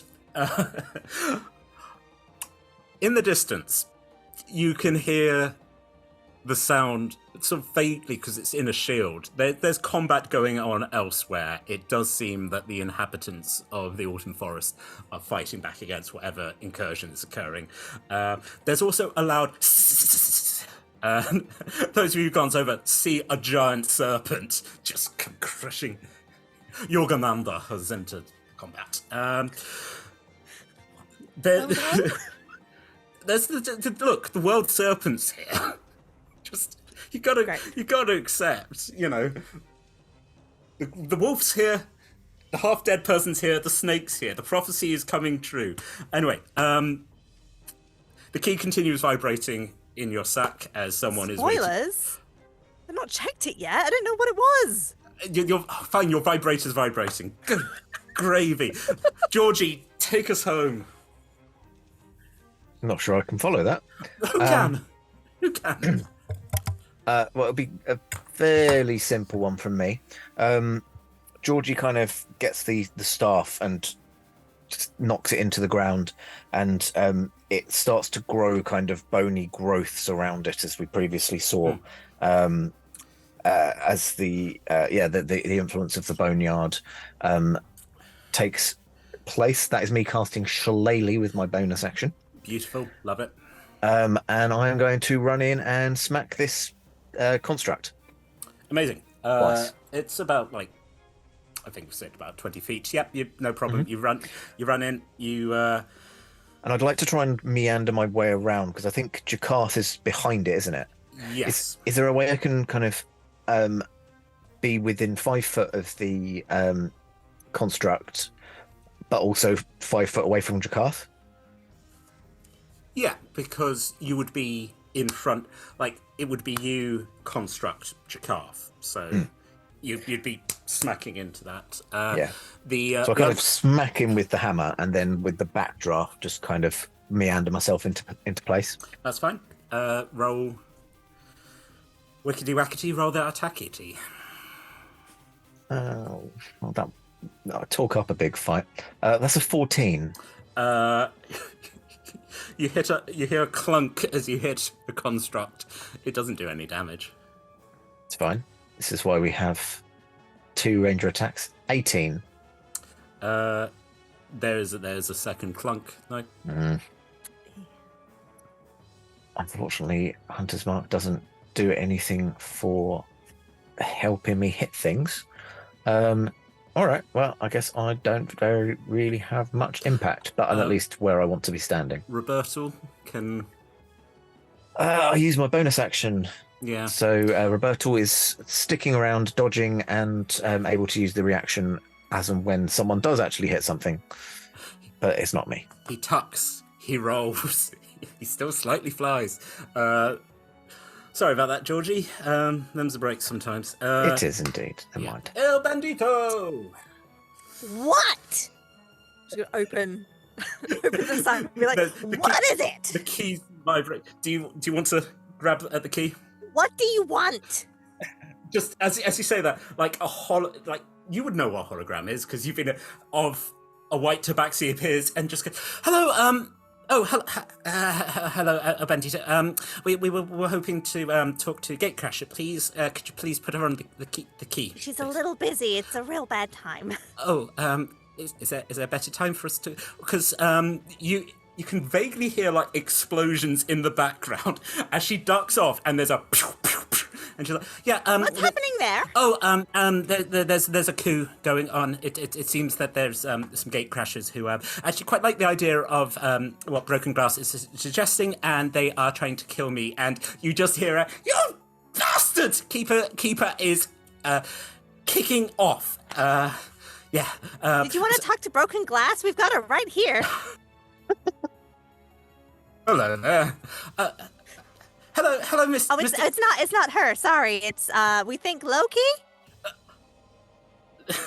You can't quite see, but you can feel like an exclamation mark appearing. But hello, Mr. Loki. Hello, cat. That's rude. That's not her real name. Like I really care. Anyway, I'm glad to hear that my people are getting to work. Could I interest you in laying down your arms and surrendering? No, that doesn't sound like something I want to do. Okay, that doesn't sound like that's going to be a productive conversation. Okay, wait, no, you did have a real name. I've got it in my notes somewhere. Ball of light snow. That's the one, but I should call you Gatecrasher because we're using our made-up names. I'm not Gatecrasher. Oh no, you're not. I didn't. I'm going to call you Snow. That's nice. I should call you El Bandito, as that is your name. This is a very long 6 seconds. I know. This is. I mean, it's a free action, but there's a lot to get through. Sometimes you got to do plot in the middle of combat. Oh, absolutely. Even as we go into the second hour of things, yeah. We should be taking a break soon, I'm sure. Absolutely. No one deserves a break all night. We are coming to the end of combat, though, of this turn. Anyway, yes. Basically, I was just calling to let you know that that's happening, and that we worry that okay. So there's This is not the character who you can. As she gets caught up, there's a weapon. I don't know if you know about that.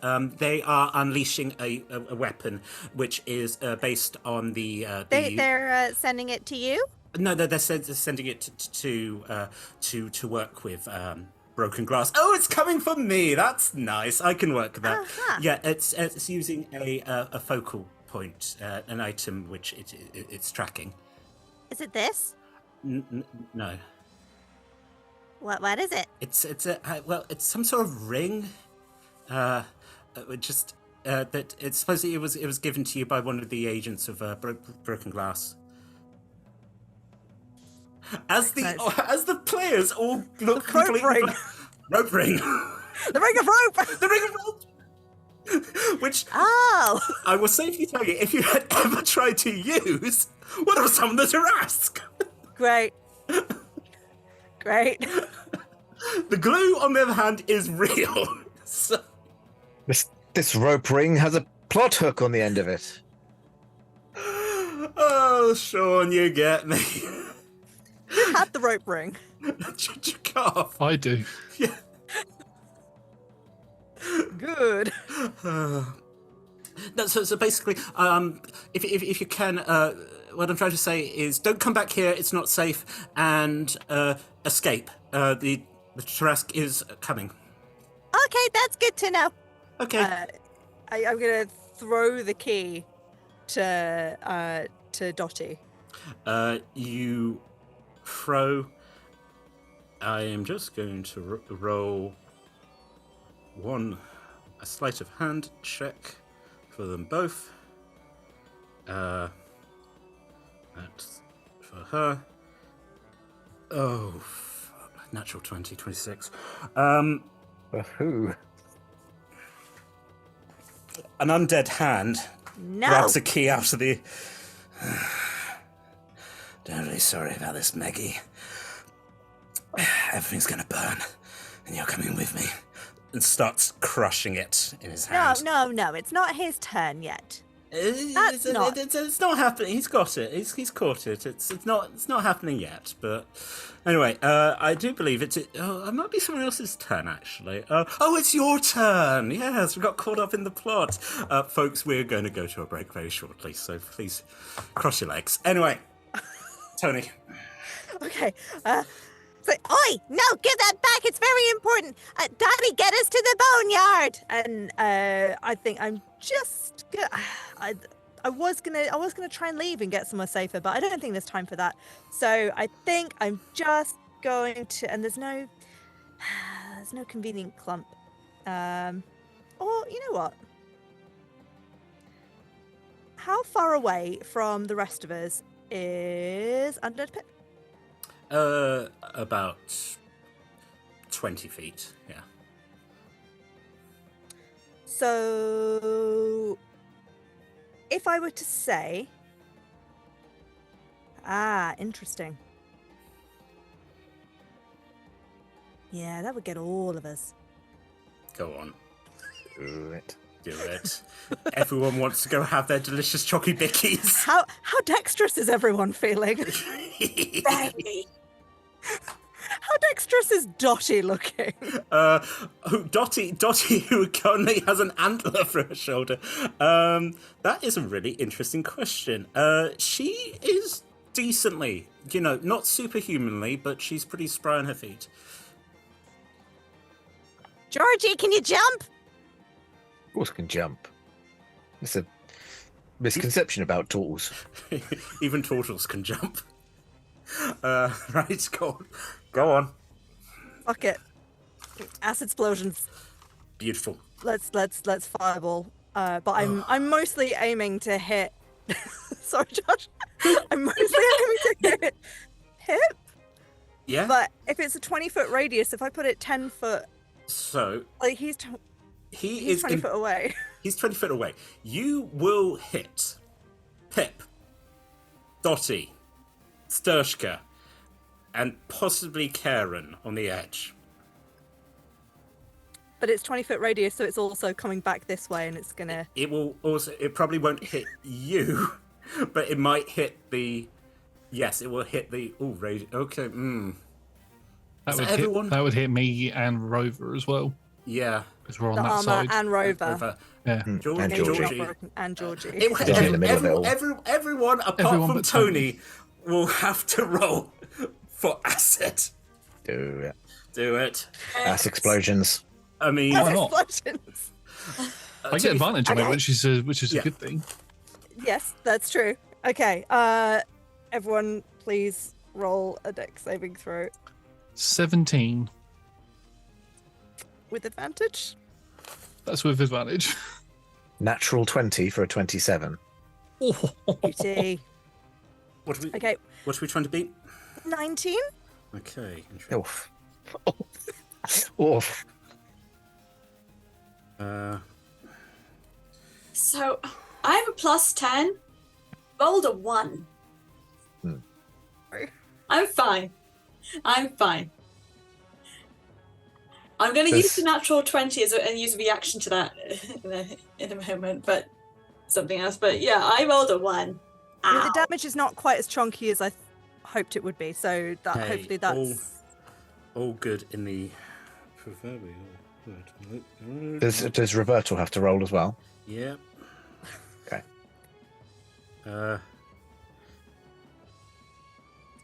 What level is the spell at? 3rd. Oh, thank God for that. I don't have higher level spell slots. What was the damage? If you pass, 11. If you fail, 22 acid damage. Roberto fails.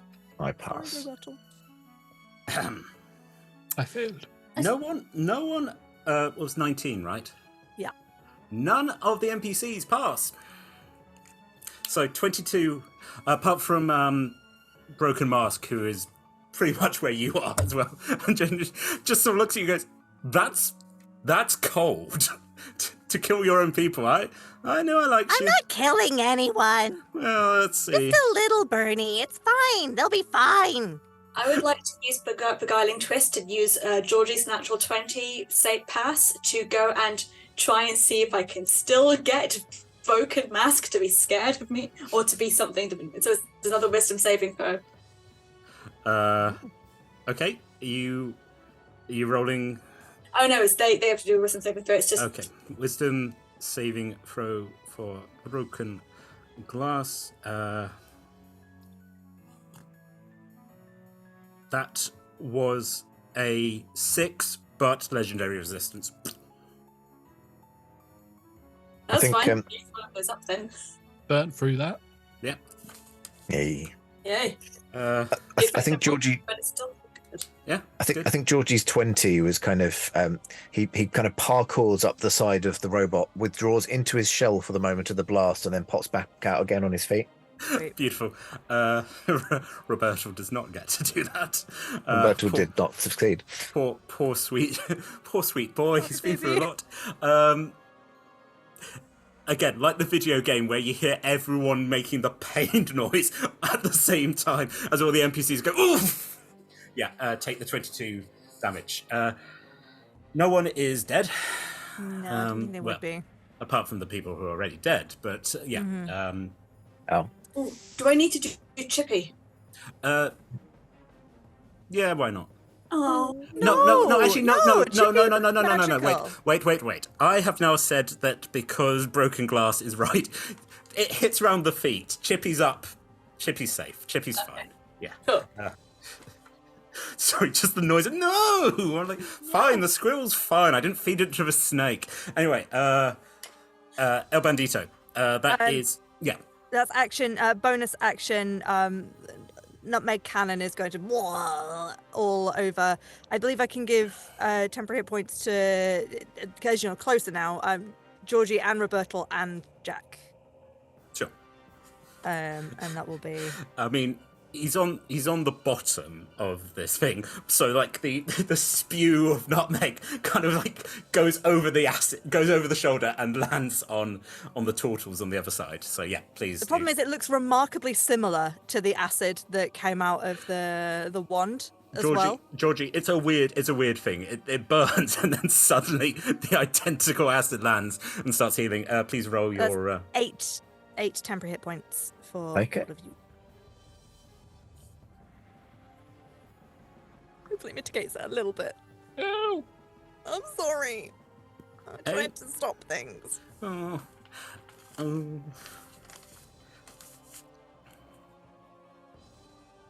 Cool. That's your bonus. Yes, I still can't move because I'm still very close. Of course you can move. No, I can't. Absolutely. Please move. No, I'm good. I'm good. Please move. That's this creature with the massive two-handed sword with its back to you, granted, but there is just a bird monstrosity just like... no, that's fair. Jakaf. Bud. Well, I'm not feeling too good. I'm getting Yeah. a bit sick of all these gods and all of their ancient antics. You know, I'm feeling like I'm at death's Shot. door. And I feel like causing a little bit of anarchy in the astral sea. Shot. I want to make everything around me crash and burn. And you know what they say. Double shot. You know what they say, live fast and die free and all that. I am going to... You're my best friends, you know that. Anyway, yeah.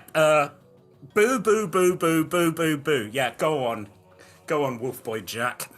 If you want a stronger body for that mask, why not?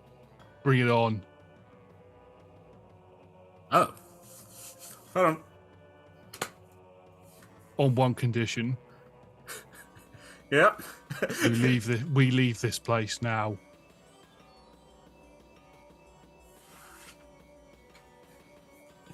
Bird lands on the shoulders of the Galoop Garoo. You mean that? Yes. We Okay. leave now. You can have this body. Fair enough. You leave. I get the body. Wing offered. We leave. Oh yeah, you leave. As in, I take you, and everything around us goes. Everything that belongs to you, all of these attacks ends. We go and do this somewhere else, and we leave all the people here who aren't a part of this alone. God, you talk too much. You're supposed to be it. Fine, I get your body. We all go somewhere else. No one else outside of this circle gets hurt. Yeah? Yes. Right. Shake on it. There is a blinding flash of yellow. You all feel it deep in your gut as the sounds of a plane shift. The music of the cosmos twists hideously, and you all plummet. And that, folks, is where we'll be taking our break. Please do come back in 5 to 10 minutes, as one of the players made a very open-ended bargain with the god of trickery. I'm gonna have to go refix some stuff. This is very exciting, folks. The last hour of our adventure. Hey, Josh, you got a second character in your back pocket? I mean, it's the last episode, so All right. Let's Go away and design a Kenku with massive beak damage. yeah. Anyway, folks, see you to 5 to 10. Go hydrate. Go have a nice time. Go stretch your legs. Thanks for staying with us for the last 2 hours. And catch you in a mo. Oh. Shit. Okay, welcome back. Good to see you all. Loki Lysmith here. So I'm currently in the head of a little deer boy. So what just happened was my wonderful plan decided to ride with these heroes, and I'm bold enough to call them heroes here. It all went a little bit wrong. It does appear that the Jack lad, he made an agreement with the alternate version of me, the less fun, less handsome version, and has now pretty much got possessed. There was combat, there was fighting. The Princess Raccoon, she, apologies, Tanuki. I can see through the veil of things. I can tell that there's some Anyway, she threw acid at people. Currently, these fine folk are all tumbling through the yellow void, probably to be destroyed. The dog lad, he didn't really make that much of a good agreement. Sorry, Karen, I know you were there for all of that. I'm just recapping it for other people. That's good. Yeah, you're very agreeable. I'll hand you back over to Tom. Thanks, Loki.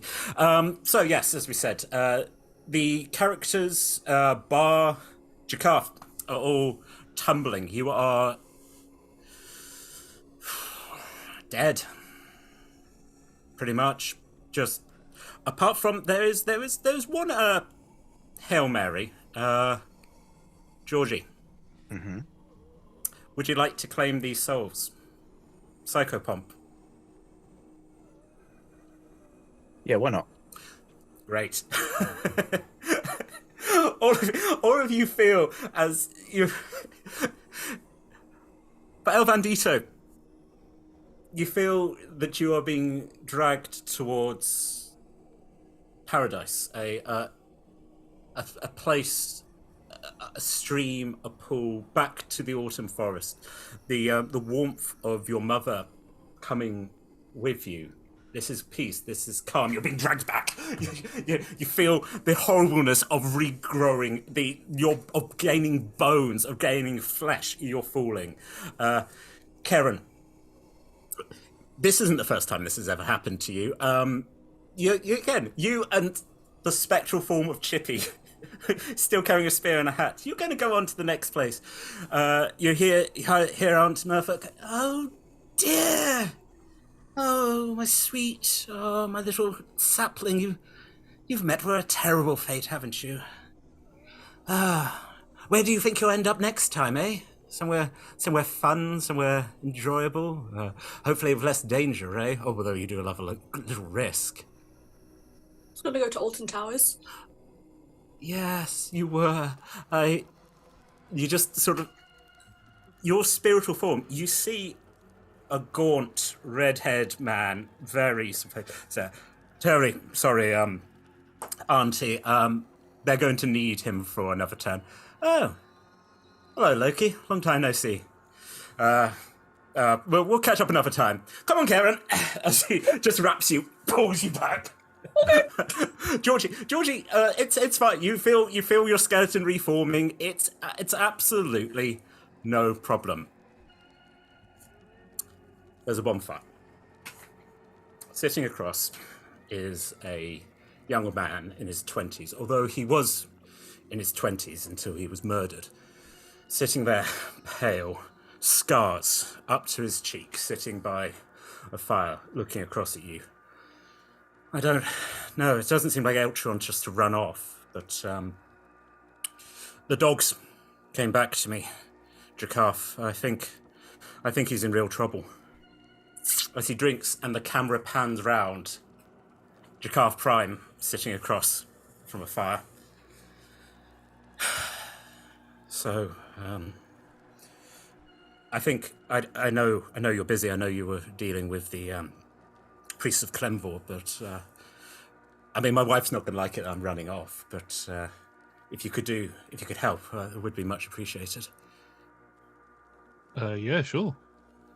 Anything you need, Giacomo? You're always a good friend to me. At which point, things slowly start slowing. Out of the fire walks a pale, red-haired man. Hello. Jakarth. What a pleasure. Let me start off. Loki. Pleasure to meet you. Right. Hi. I've got a lot to catch you up on. Alternate universes.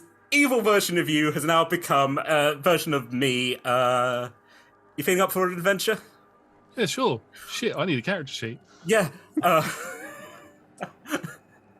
Yes. Jakarth, a hand is offered to you. Do you take it? I'll be back in a minute. Giacomo? Giacomo kind of tilts his head and is like, Unless you want to come. Okay. I mean, Loki sort of looks and is like, no, there's enough dead people as is. Slaps your hand as you feel the glow of multiple glows as you level up to level 13. I wasn't that far off, to be fair, but... Good lad. Well down for Jakarta. I think it's like 1-2 levels up. Come join me in the battle. You've leveled down. As Jakarth Prime is dragged. You do not get the unpleasantness of feeling all your bones regrowing, but you do have the moment of stepping out into a plane of dust and destruction. But as all of you sort of pop into existence, including, for the party, a less horrific looking version of Jack. Again, the less with the scales, right? You're not less with the scales. Why don't you? For those of you who haven't had the pleasure of meeting my friend Jakarth Prime, why don't you reintroduce yourself? So, roll credits. Let's go through this one more time. I'm Jakarth. Jakarth looks pretty much the exact same as Jack, except for he has shorter hair, No dicks scratched into the side of it yet. Full set of very short hair with a grey streak going through it, which looks unnatural. He's got the same similar sort of scales going around his hands and around his face, but it's not as prominent as it was on the evil version. He's more of a hybrid, less of a dragon, as the other one was. And he has a very nice, very large bow on his back that's got nice little green bits of cloth wrapped around it, and he carries a plague mask on his side, a broken plague mask. Party, meet your new friend. Full Ranger party. Full Rangers! Wow! Yes, you said that. I think for three of you, it's a bit of like, oh, I've just landed. Georgie, you land perfectly fine. You're back. You're safe. You're back in your realm. Bit bony than usual. Yes. As you are looking, there is more.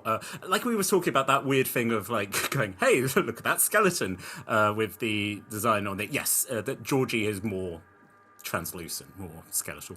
There you go. There's four of you now standing in dust. To the distance, maybe an hour's walk. There seems to be like someone's building something, like a building is forming. Looks like it's made out of bones. It's very hot here. There's sunlight shining down. Okay, so I know Jack made a terrible decision. I'm assuming you must be multiversal other Jack? Are you just as stabby? Are you well trained? Sit. I don't know who Jack is. My name's Jakarth. I only stab people if they stab me, and I don't get too close. I prefer range and being up high. He's still not sitting. Karen, you might have to train this one as well. Puppy, do you want a treat? Want a treat, Jakarth? I mean, I won't say no, but I'm definitely not a puppy. He's going to put kibble in his mouth. Why does it taste like that? Kibble for puppies. Actually, it grows on you after a while. I would like to take this moment to point out that this version of Jakarth is not aware of who we are. We are basically just strangers putting our hands in his mouth. I mean, welcome to the Feywild. Although, actually, no, we're not there anymore. This is the Bone Zone. This is your place, right? Welcome to the Bone Zone. Wow. It's real pretty. Love what you've done with the place. It's not the sort of party I was expecting to be invited to. Considering you were hanging out with an undead circus less than 10 minutes ago, yeah, things have changed. Is it just us at this point? Yeah. Okay. Is it their spirits? They seem pretty solid. Yeah, no, as Karen pokes himself in the...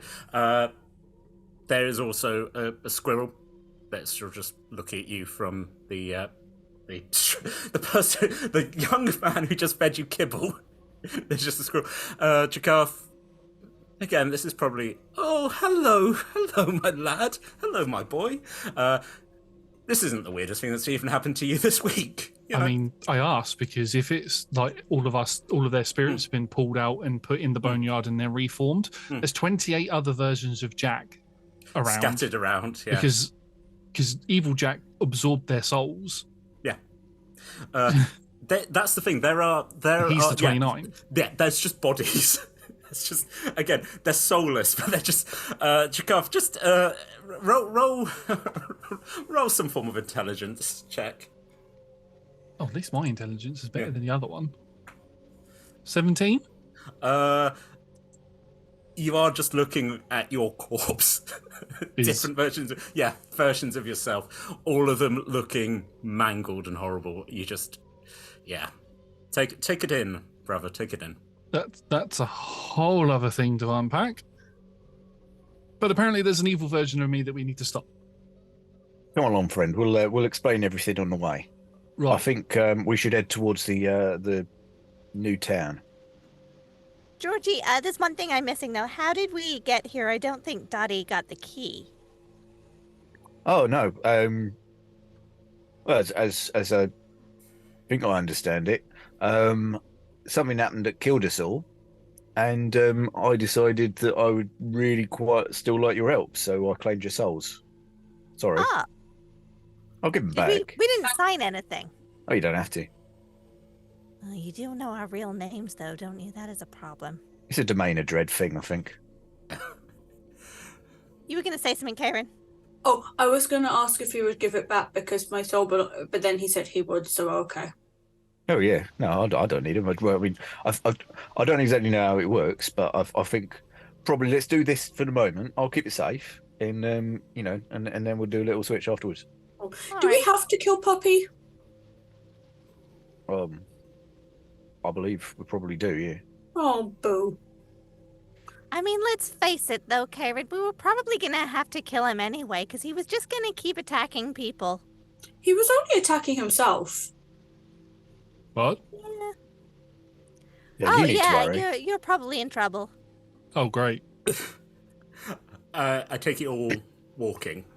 Yeah. Again, sort of. I don't think it's even subtle. One of the calves slowly gets up, starts. Corporal. So walks in and just sort of pats Karen on the shoulder. Well done, old chap. Got me in. Hi, other me. So, this is the boneyard. Very well done. It's me, your boy. My boy. Oh, okay. Hello. Hello. Hi. Sorry. I suppose sorry, Jakaf. Do I have permission to temporarily borrow your corpus? It's not mine. You can. Well, it's nice to ask permission. Glances at Georgie. Glances back. This is interesting. Spellcaster. Amazing. Anyway, yes, you are in the boneyard. I think that broken mask. Well, no, actually, broken glass is free. A trade was made, and the little bird girl is out there somewhere. Didn't die in what? Didn't die. Couldn't have claimed. Technically didn't die. Actually, was given. Probably is in the Feywild, unprotected, because the goddess is dead. Sturshka's not dead, though, right? Oh, Sturshka's dead, of course. Yes. No, that was part of the agreement that Jack made. Yes, to get them out to protect, and then yes. So. Well, no, that's silly because she's also a goddess. So you can't do that. It's a thing called god shards. So she would have been trapped. Her and her champion are trapped in a reincarnation cycle. One gets to be the goddess, one gets to be the champion. Swap round, souls repeating over time. Apart from now, Georgie has dragged her out. So there is probably a big bony stag out there somewhere. I hope. Oh, so she's here as well. Oh yeah, she'll probably be around. Oh, okay, that's all right then. Yeah. Also, I assume that the snake. The snake's going to be fine. The snake wasn't part of the agreement. Went off and ran off. But again, this is all happening as you're walking. The weirdness of a dead calf who looks like he has been slashed but is still just walking as if there's no problem. Boneyard. Question, DM. Yes. If we're dead. What's the deal with hit points? Do I need to heal? You're back. You're back to full. Back to full. You got reincarnated. That's convenient. Well, isn't it just? Yeah. I thought it would be. Yeah. Long rest button. Long rest button. Yep. You're all back. Oh. Well, that's the question. Is it a long rest button or is it hit points? Long rest button. It's like you've been regenerated back into. You died and then you've come all the way back. Yeah. I'm going to give you a long rest. Okay, Form of Dreadwood Avengers then, so I'm going to go into my spring court because it's the one I've not done yet. Describe what your spring fort looks like. Oh, God. Shit.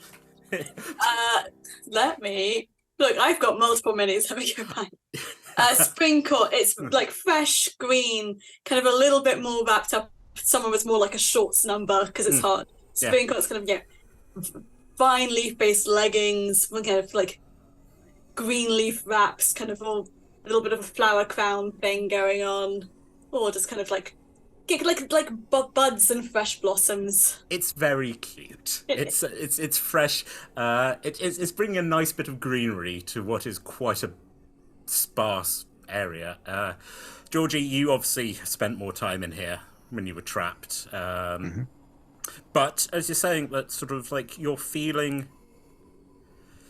It's that sort of weird thing that you're feeling you still got control over it, but it doesn't feel full.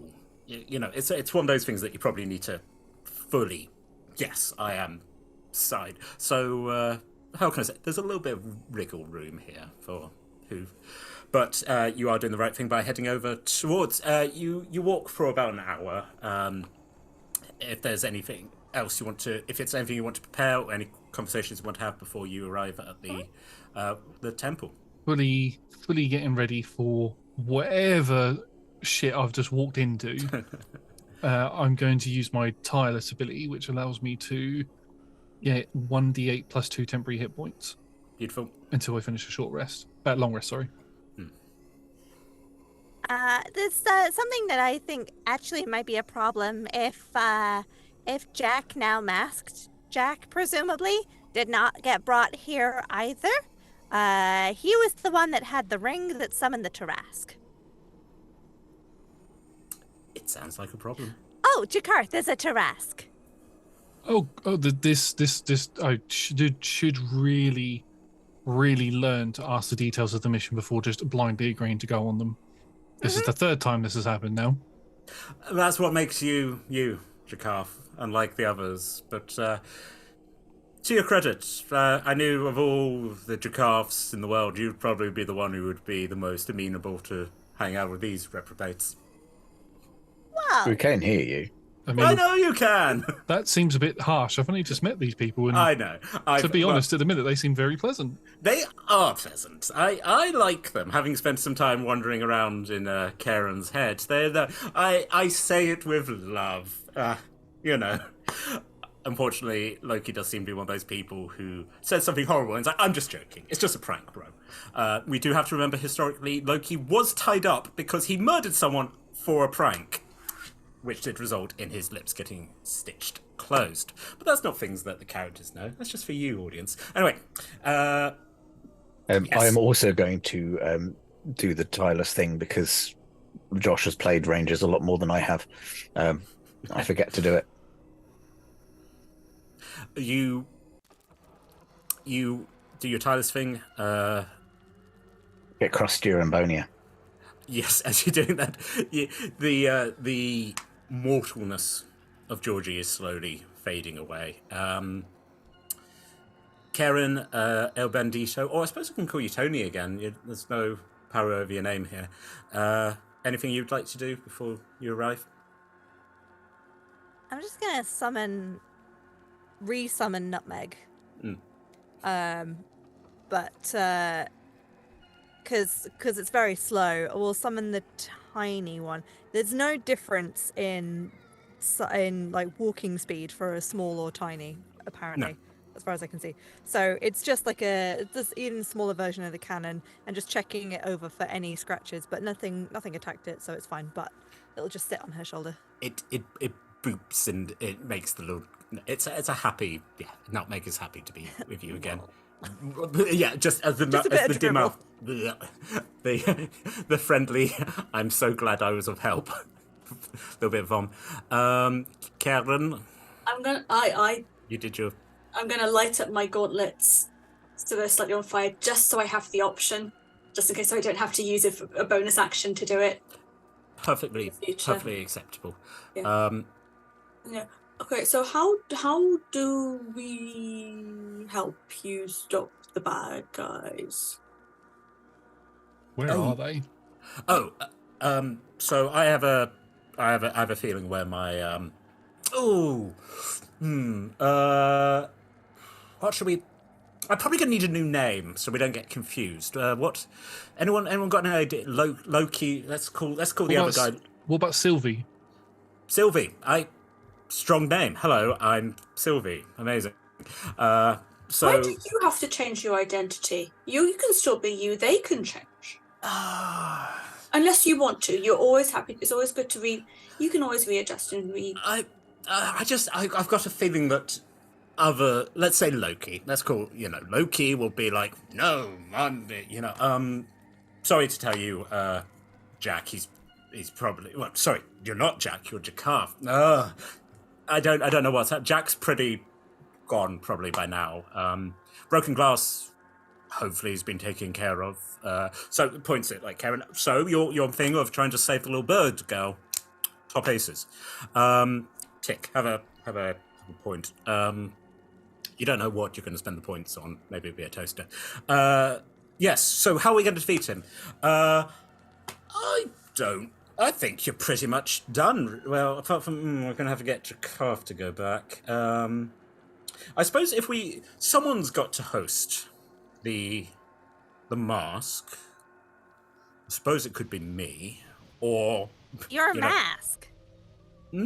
You're a mask. It is my mask. Yeah. I mean, also don't have a body. Well, I've got this body. But that's a dead body. Yeah. Well, I sort of. And isn't that the same thing as if you're just going to take control of the mask while in the body of Jakarth, while the mask is already on another body of Jakarth? This is all very confusing. Why not just take your body? My body. Let's. Just before we get to that, we're just enjoying a flashback. It's a deep, dark cave. There is a man, pale red hair, tied to a rock, and he is screaming as acid is slowly dropped upon his head. He's been down there for generations, and this is his punishment. He would argue that what he did was a joke, simply placing the one thing that could kill the god Balder in the hands of a blind man, throwing it. It's funny. It's funny.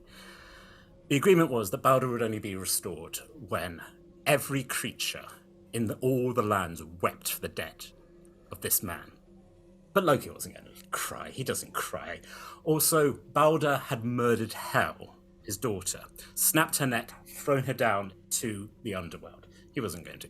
So, All-Father has tied him to this table. And Jorgamander, the snake, his own son, dropping acid. And every time that Loki screams, there are earthquakes. But today is a difference. A man walks in. A tall, white-haired man, eye patch. The conversation is very brief, and Loki is not able to argue. A big bowl of bronze slowly poured on his screaming face. It gets in his mouth, and when the screaming gets too much, Thor walks in with his great hammer and hammers nails into his mouth as he keeps screaming.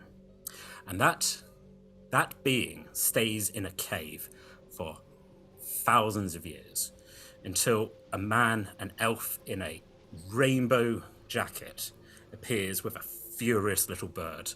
And that bird slits the throat of her master, pulls the mask off, removing flesh, removing bone, and before she can help, slams it into her own face again and again and again until the beak shatters and broken glass becomes broken mask and walks again. We flash back. And then, basically, so that version of me starts walking around the multiverse, but that's the version that is full of hate and anger.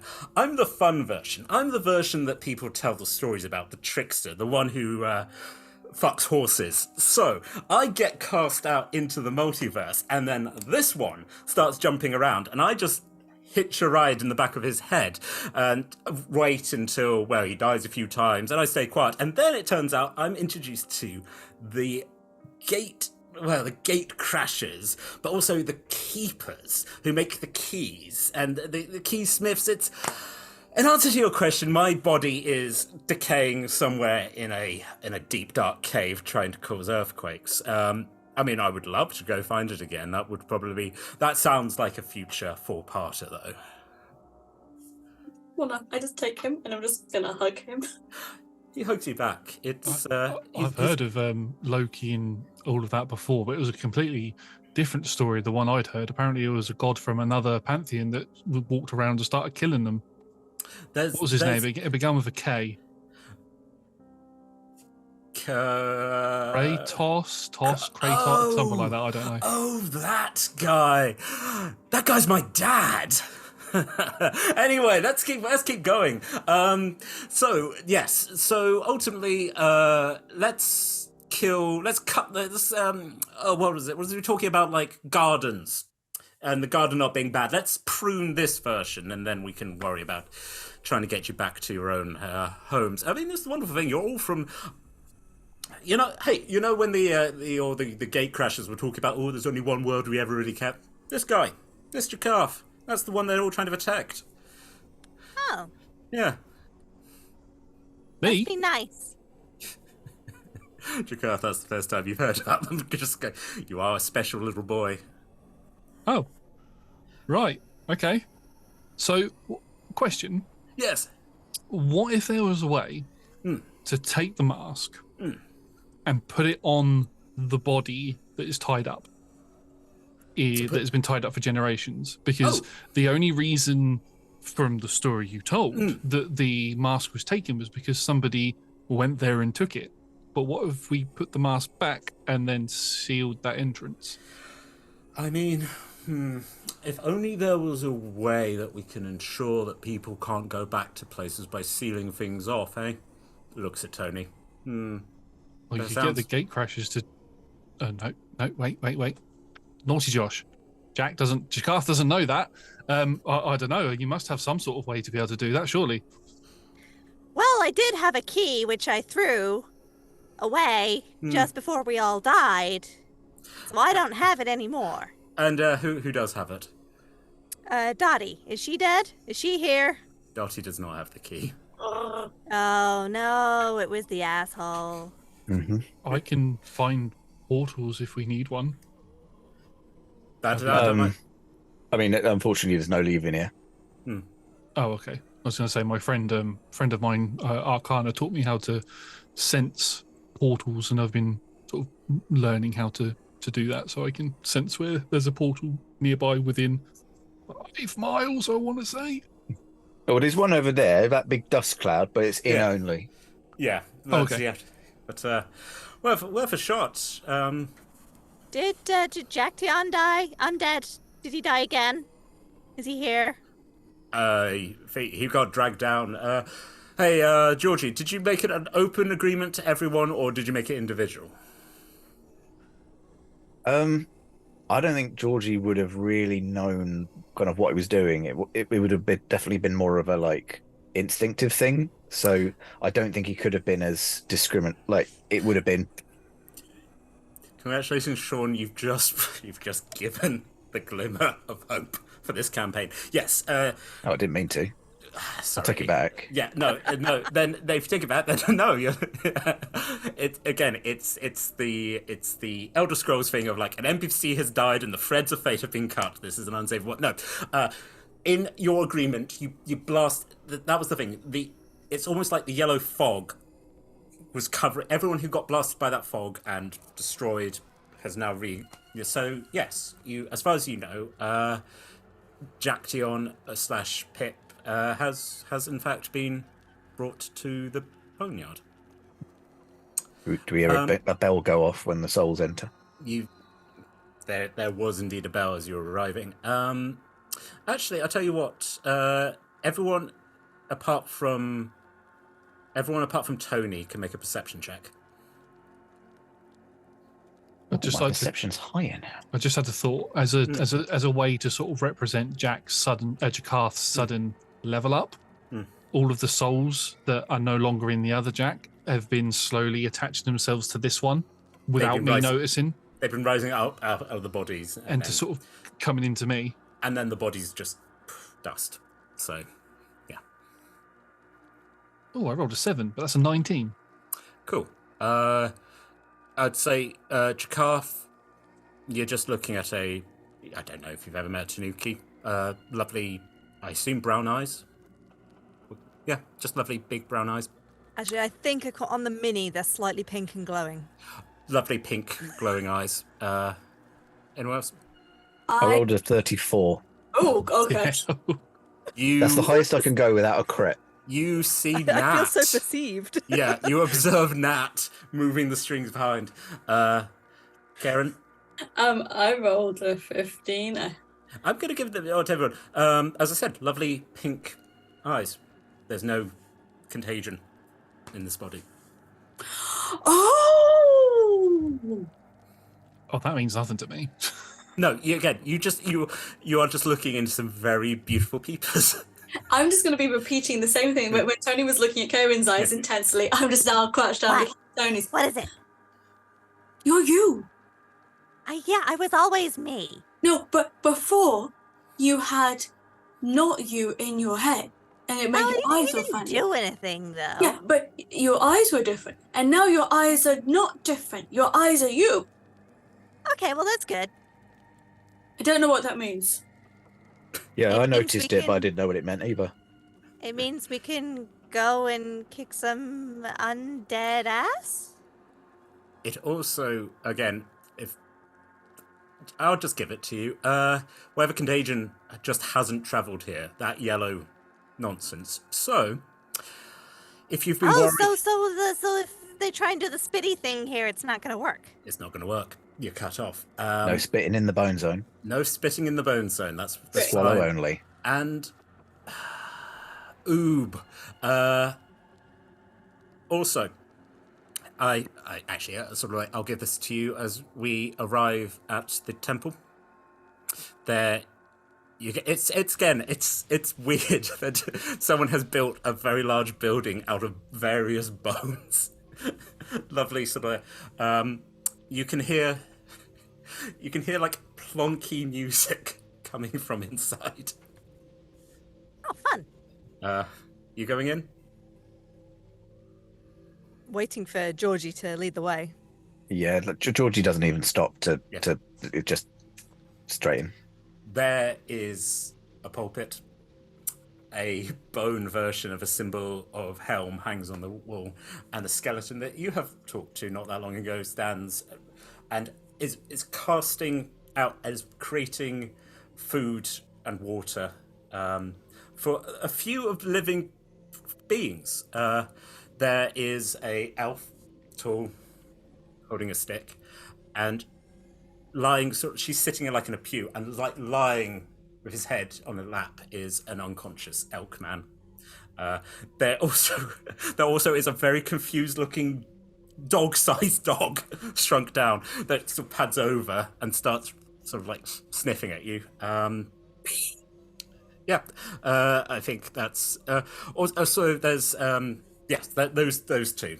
Those are the two things there.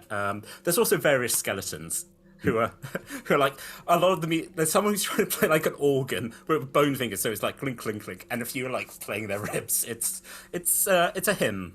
Georgie. Do I get the feeling that like the bone thing is a personal choice for the people who are here? Yeah. Okay. Yeah. You get a feeling that there's a few sort of a few who kind of like didn't realize they had a choice, and then they're like, oh right.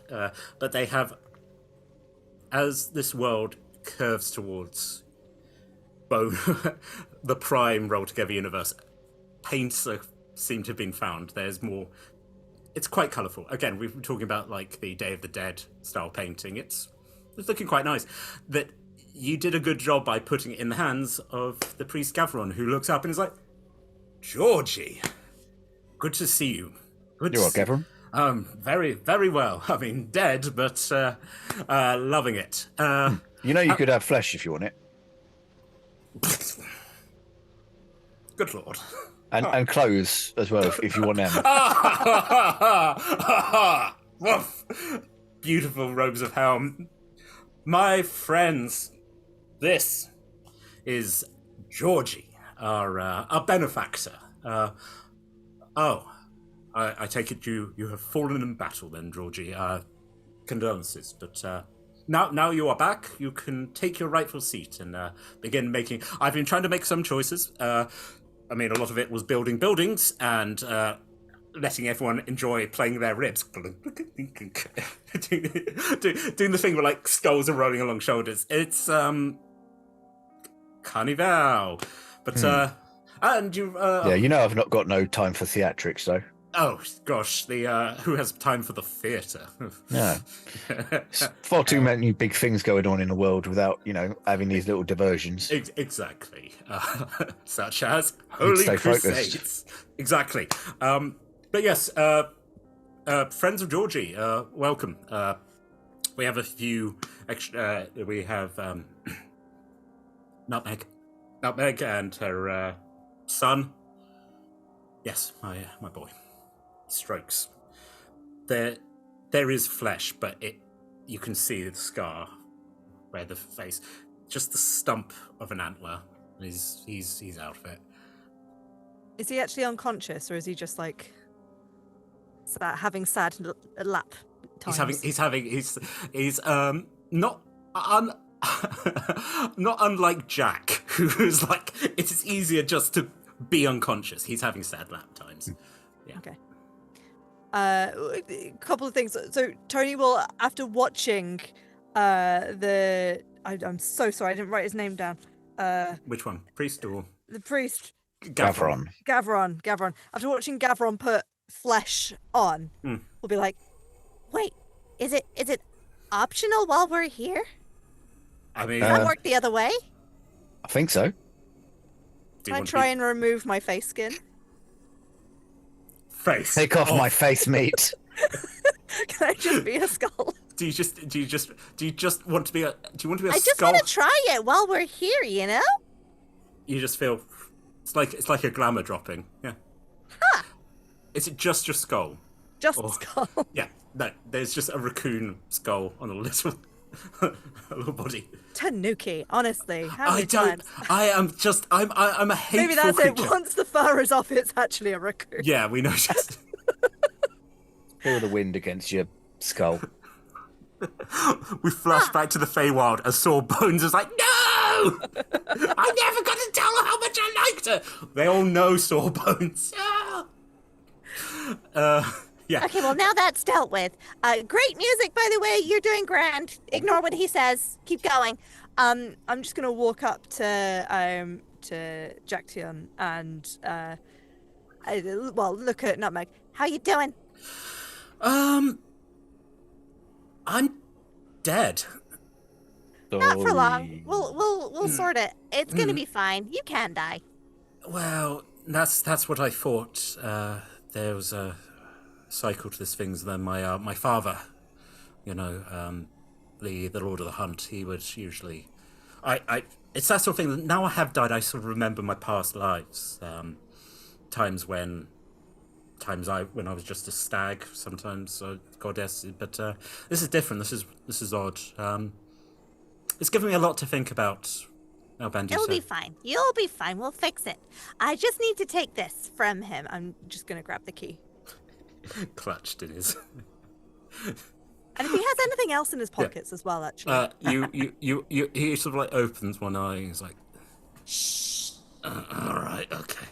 Whatever you say, sister. Just goes to sleep. You pull a silver key out of his pocket. He has a collection of leaves. He has a stone. It looks like someone's carved a deer out of stone, but someone's taken the hind legs off, like someone's chopped it down. He also has a very shiny coin. Yeah, I don't know what that is, so I'm going to take it. Yeah, congratulations. You flip that coin. You flip an actual coin. That's either going to be a 1 or a 20. Huh. Yeah. Might have wanted to use that for your death saving throws, Jaction. Would have been in this mess. Anyway, I'm just yelling at myself now. Yeah, so having robbed this unconscious deer man, this terrifying cryptid, now reduced down to this. Jakarth, there is just a dog who's sniffing at you. Hi. Nice to see you. Right, okay. Just give him a little scritch round the back of the ear. Yeah, loves it. Sylvie's just like, that's cute. Oh, he reincarnated as a dog. Oh. It's another version of you. You wanted to rather be a dog than. Yes, okay, Karen. Karen, again, like as the camera pans around, Karen's already like, okay, Rover, you go over. She comes over, nuzzles into you. Karen is now just petting the dog. Gavron is like, well, so what's the plan, Georgie? Me? Oh, you're in charge here, aren't you? I've been working in what's the term? In your place, in locum. Anyway, I'm a simple man with simple words. You are now in charge. This is your congregation.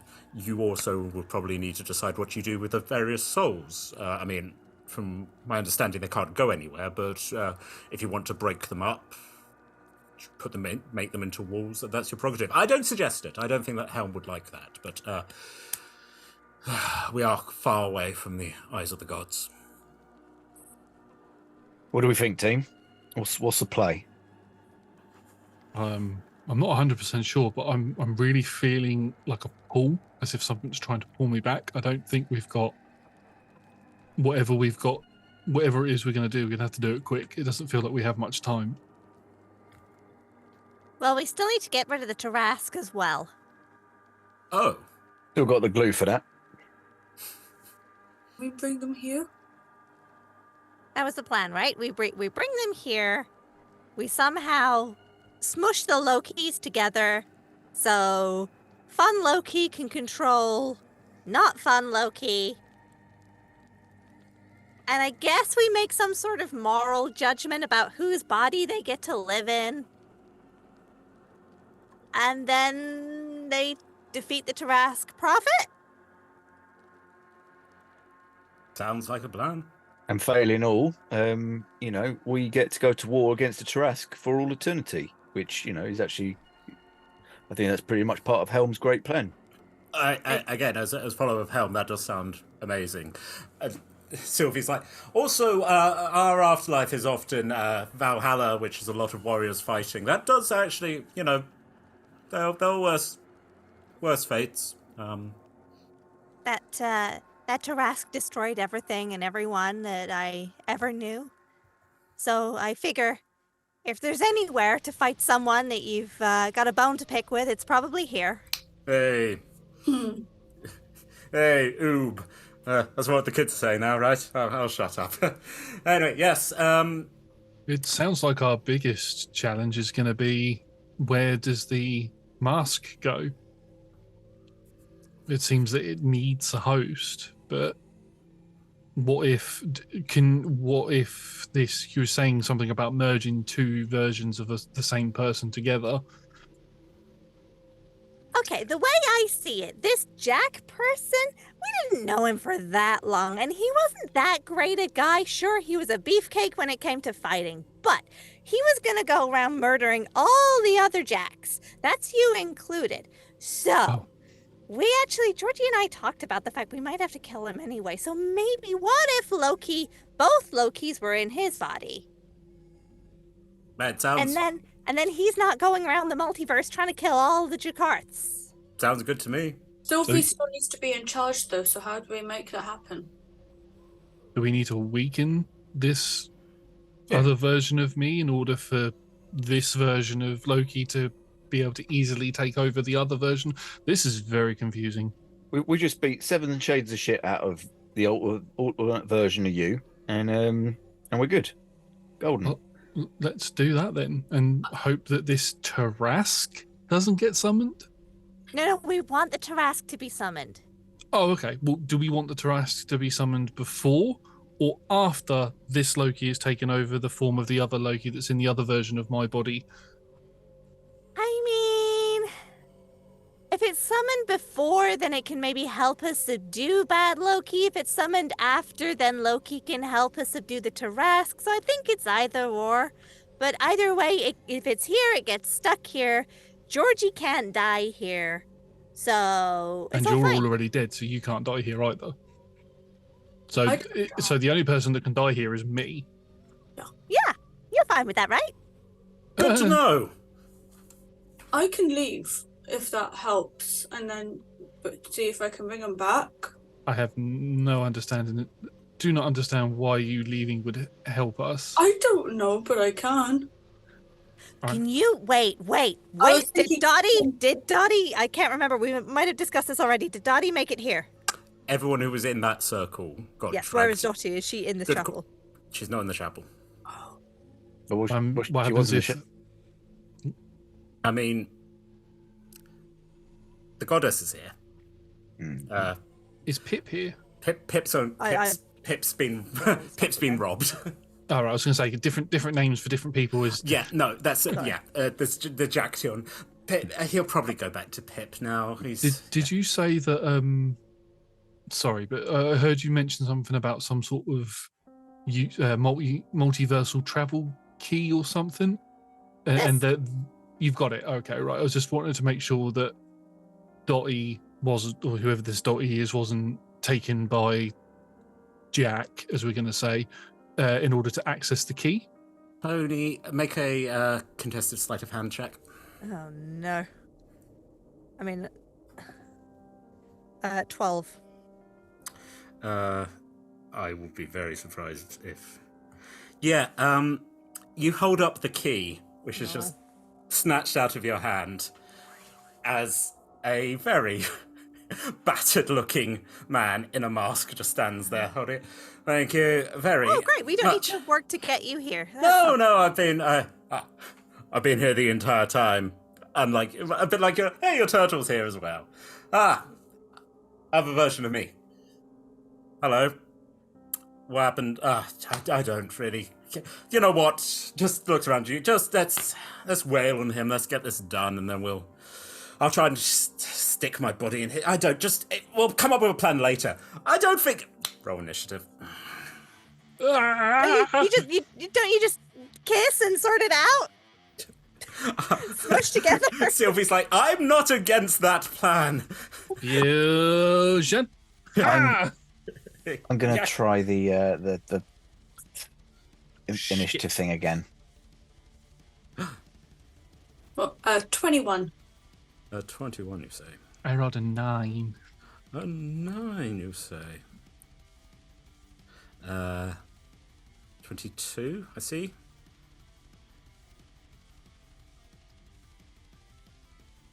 Georgie? 9, oh dear. I rolled a 6 and a 7. Ugh. You hate to see it. Top of the round, we have El Bandito. Okay, how close to me is Mask? Mask is literally just standing next to you. Like 5 feet. Okay. Holding it. Having put a key sort of around, sort of dropped it into Jack's clothes. Just like. Okay, well, I guess bonus action. I don't have to spend an action to summon Nutmeg because she's already here. Canon Nutmeg, not real Nutmeg.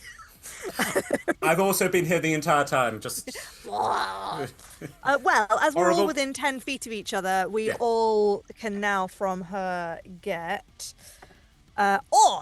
Full. So that's 8 and 10. 13 temporary HP. Ooh. That overrides the temporary HP that I already had, but it's a lot larger, so that's massive. Thank you.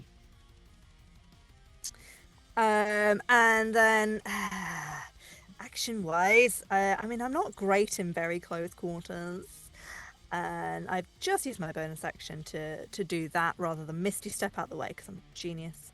Want to disengage? Run. As an Run. action, though, just feels so wasted. Why do you always end up face to face with the mask? I am not close. I'm not good at close quarters, and yet,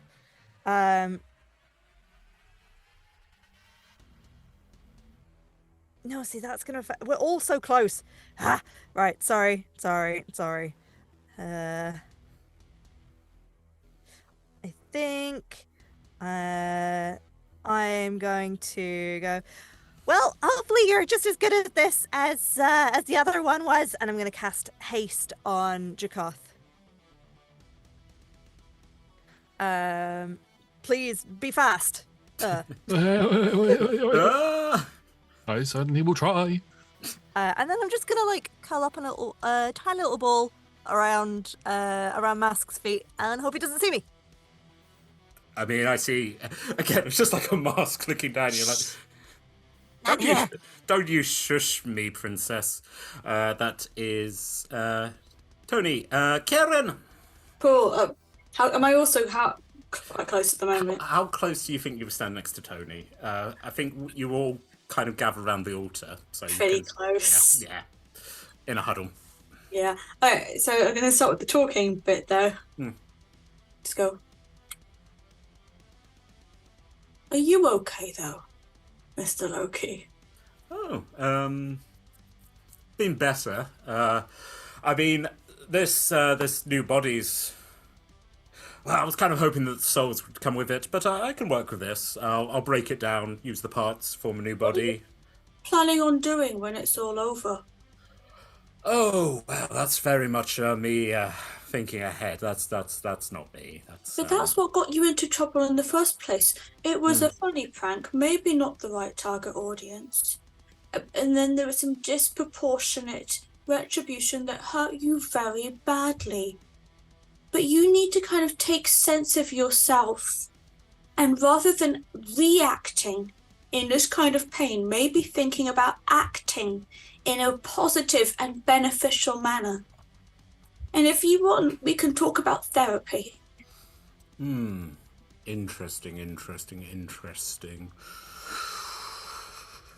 I believe the technical term that people use is make a Constitution saving throw.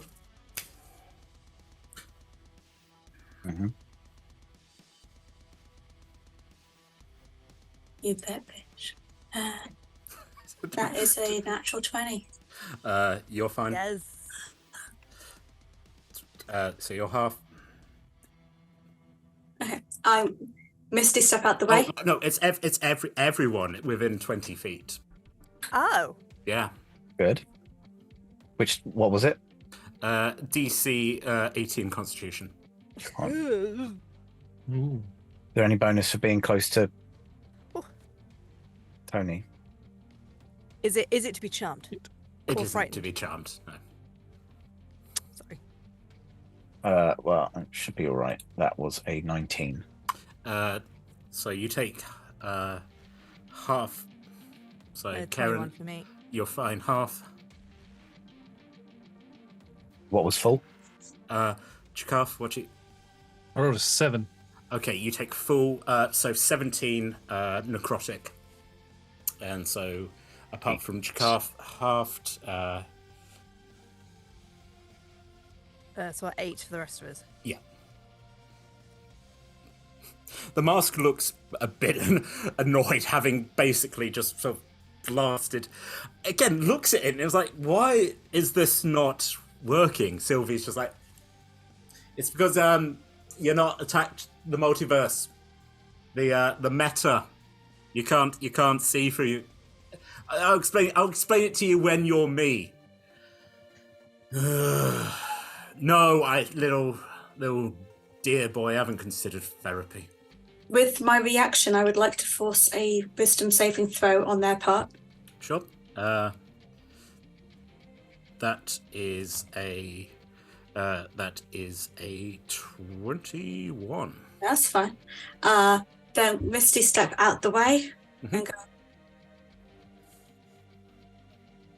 Talk therapy is not going to happen. I guess it's going to have to be the kind of therapy where you have to relive your trauma and work through it. And I'm going to shoot him. Shoot him! Him.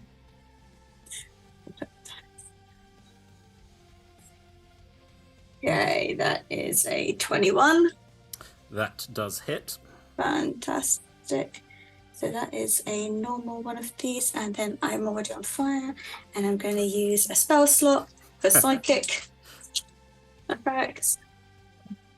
Cool. So that is 9 points of piercing, 2 points of fire, 13 points of psychic, and with the psychic for the flavor, I want them to be reliving the negative consequences of what they do, but the shame that they could have done better as the flavor. Maybe it was a bit of a dick move to kill Boulder.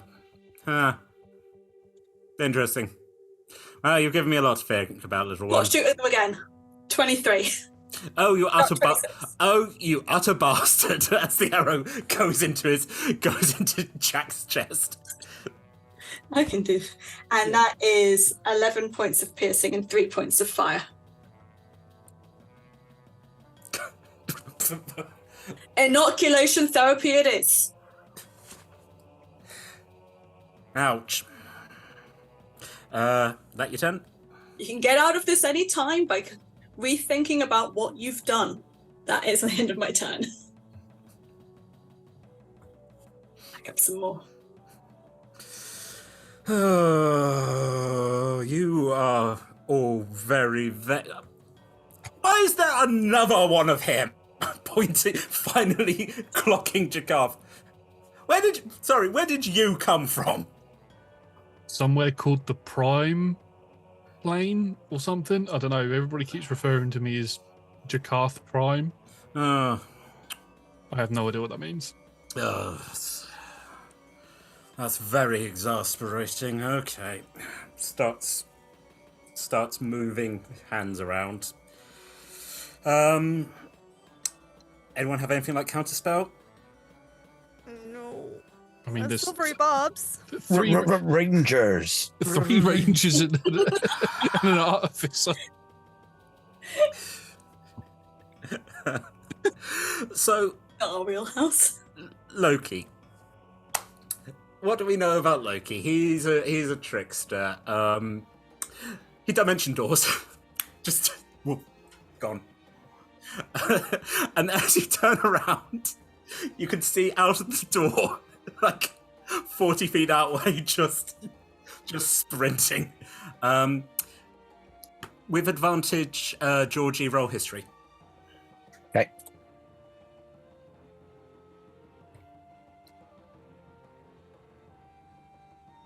With advantage, that is an 11. Cool. Oh, can I would like to. Wait. Where's it gone? I have my flash of genius. I'm going to add 5 to that as a reaction, if that helps. 16. Cool. You have a moment of go, oh, he's running away. And then just a flash of genius. Cool, he's running towards where the throne was. Okay. So sort of like out, again, distances. Let's say 20 feet, and then he's gone he's about 60 feet away and is turning to the left to head up into the mountains where the former Dread Lord hung out. Can I also I don't mean to complicate your combat. Any chance that I can summon a whirling ball of skeletal death to track him down? I'm presuming that Gavron and I had fought it at some point when we were here. So it's been. Tell me, Georgie, do you have any intention of leaving? I think Georgie's probably resigned to the fact that he's got to stay here now. Amazing. Do you want it to be a big whirling ball of skeletons, or do you want it to look a little bit more fancy? Let's go fancy. The flesh disappears from Georgie, there's just a skeleton. Robes, beautiful. A large skeleton, human tortoise skeleton, about 40 feet tall, rises up, kind of looks down into the gives a nod, thumbs. Again, it's not made of other. This is like a turtle who's been made 40 feet tall. It's not just the bull, and just starts setting off after. Yeah, Georgie, your fate is sealed. Congratulations, Bone Lord, or Bone Daddy, as some people would call them if they were rude. Actually, that is the wonderful thing, because Georgie, is your turn. So I've given that to you for free, as you have fully embraced your destiny. Where do you think he's going? If this is your place, can you just us there? I don't think the domain works like that, unfortunately. I've sent George to go and chase him down, but no, I'm afraid it's on foot. I'm afraid.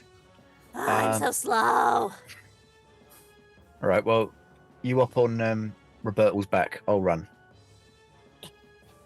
I will wait. Yeah, this is going to be the exciting thing, because I am built for close range. The only thing I can really do is how far away did you say was? So he is about 60 feet away, but you've summoned George, so relatively close to him. And I know you can't see outside the church, but Loki is weaving. Try as hands are. Yeah. The one thing I can do then is I'm going to fire off a guiding bolt. Just as Loki is disappearing around the corner. Go ahead, yeah. And I'm going to do it at level 3 as well. Cool. So damage increases by 1d6. Sweet. That's a 26 to hit. That does indeed hit. Sweet.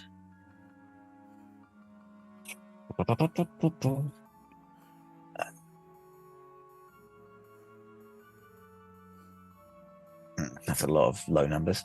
17. 17 points. You strike Loki in the side of his head. And you just, oh, fuck me. Just, but he's yeah, I think that's the thing. He turns around, the mask looks at you just as George starts pulling himself. Oh, come on. Then starts dodging, yeah. And then the guiding bolts, because he becomes limed in kind of energy. It's actually almost like shadow. So it's almost like he's highlighted, but in negative. And he's just got this kind of bone cloud of dust, just kind of hovering around him. Advantage on the next attack. Amazing. That is down to and bonus action, I will command Roberto to start running as soon as Tony is on his back. Grand. And I will start running after. I mean, I'm small, so he could always just pick me up by the scruff of the neck, in his mouth. Do you still have a skeleton head? You have a scruff anymore? My neck skin is there, though. Just starts tearing it off. Slowly starts rising up a little bit to give you a scruff. So, Roberto, if you happy with that? Yeah, yep. Roberto throws you, you land, and Roberto starts running. Jakaf, unless you're done. Yes, I'm just looking at what Roberto's speed is. It's 40 foot. So Roberto actually pegs it off 5 foot faster than I do. Beautiful. This is why I normally ride. Jakaf. Feeling the speed of the haste rush through me, I'm going to run out of the church, and I'm pretty much going to almost catch up with Jakarth because my movement speed is doubled, so it's 70-foot movement. I'll just zip past everybody. Cool. I'm going to give you multiple things to look at. Okay, so Loki zigzagging, a giant skeleton turtle.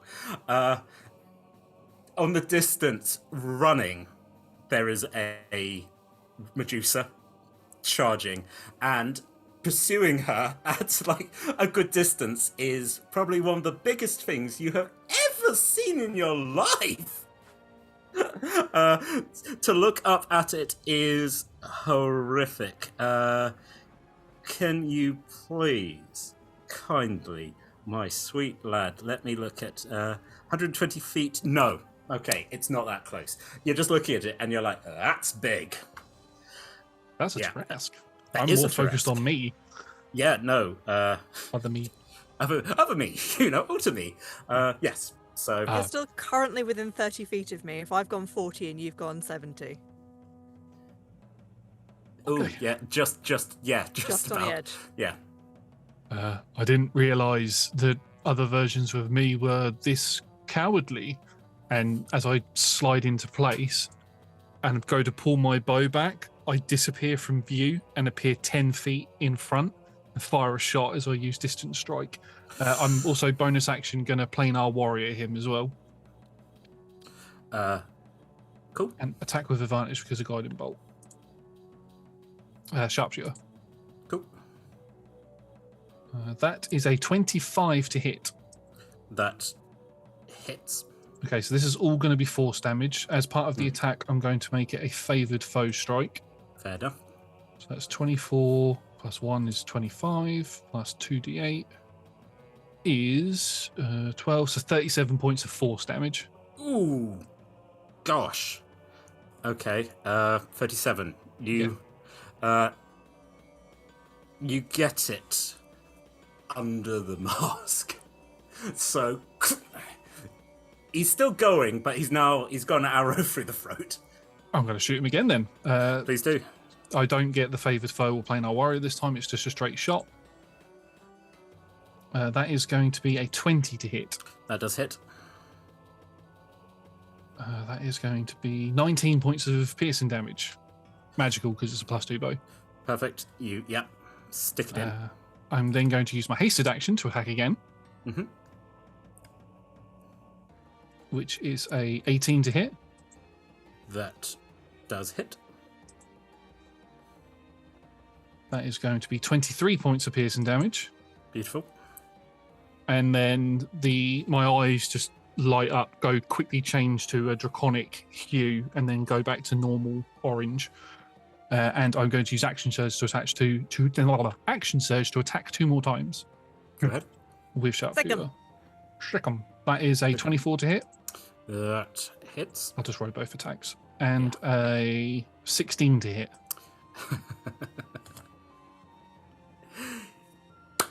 The 16 does not hit because this being face plants down into the soil. He had 1 hit point left, so just thump. Is down, but weirdly still kind of like is attempting to crawl. No. Pause. Useless body. Still crawling. During those attacks, because of distant strike, I can teleport each time. Yeah. So that's an additional 40 feet of teleporting that I can do. So I get so I'm sort of like shooting up and around everything while shooting at him, land at him as he's still crawling, and I'll just sort of put my hand on his back, not touching the mask, but I'm just like trying to put weight on him to stop him from crawling. The rest of you can catch up to this, also being aware that you see a tiny little figure dashing as fast as she can. Time is of essence. Ooh, is she?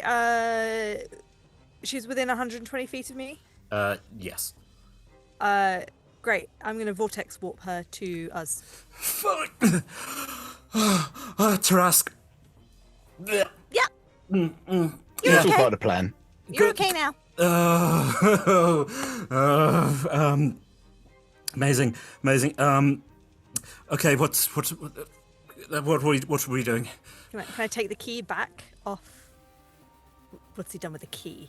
do you roll him over and just you with no shame start clambering around in it? There's a variety of like whatever Jack had on him, sort of like. Oh, I'm going to take that. Yeah. Oh yeah, I'm nabbing what all that did stuff. you have? You start robbing. There's also, again, his ring finger is gone. The ring finger that this body obviously had, in summoning the Trask, sort of took it off. Very assassin. Yes, so congratulations, Jakar. Put your own. I mean, the sword's not there. He's left that somewhere else. But yeah, you get the silver key. I'm going to give it back to Dottie. Okay. Okay. Yes. No. I think. Oh shit. Okay. You got this. Actually, I don't feel that scared now I'm with you. That's something. Right. Where to? Okay. Gatecrusher HQ has fallen. Anyway. What about are you looking to leave the Tarask here? Ideally, I mean. Why not just go back to where I came from? What the main material plane? I mean, that's a bold choice.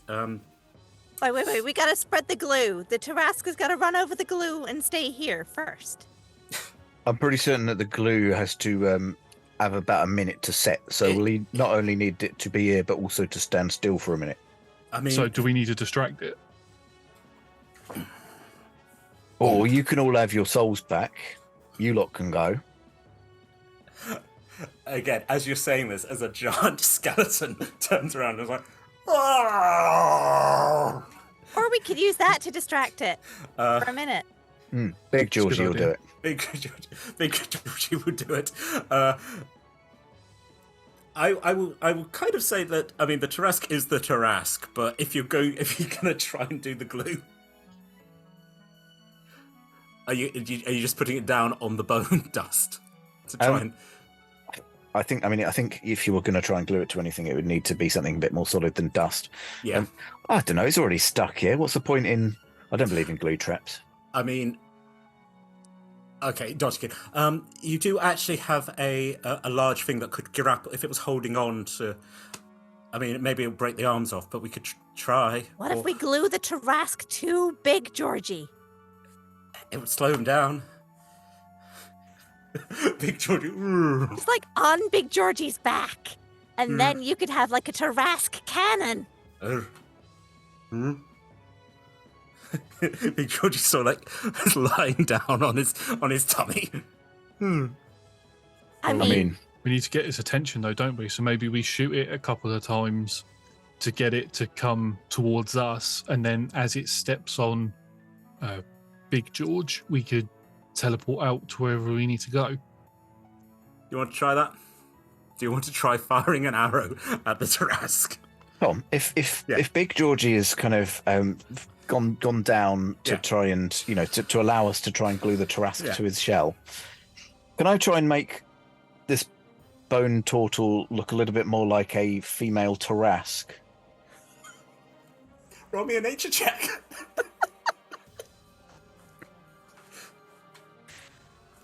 16.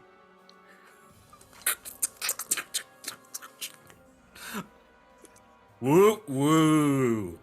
Hubba hubba. how big an area can minor illusion cover? Can I help? Cast minor illusion. Go on. Wait, is it a concentration spell? Possibly. No, apparently not. Just you cast. Just lasts a minute. No. Yeah, you cast. What are you casting? How are you trying to make this Tarask look fuckable? Can I help Whoa, as now. well? Yes. Can I use Druidcraft to make like an aroma that might attract the Tarask? I was going to do the same Tarask thing musk. with We can- Festy. With I'll advantage. pair up We all with have Karen. it, so Yeah, I'll With pair up ad- with Karen and we'll do it together. With advantage, roll nature so you know what Tarask musk smells like. Would you like to roll with advantage, Karen? I'll help you. What's my nature? Is nature's one of the ones? Oh, I've got +4. I'll use the help action to help. Yes. I would like to clarify, Tom, that words are very important in this sort of situation. And I'm not trying to make the Tarask look fuckable. All right? I'm Okay. trying to make the Tarask look like she is inviting this.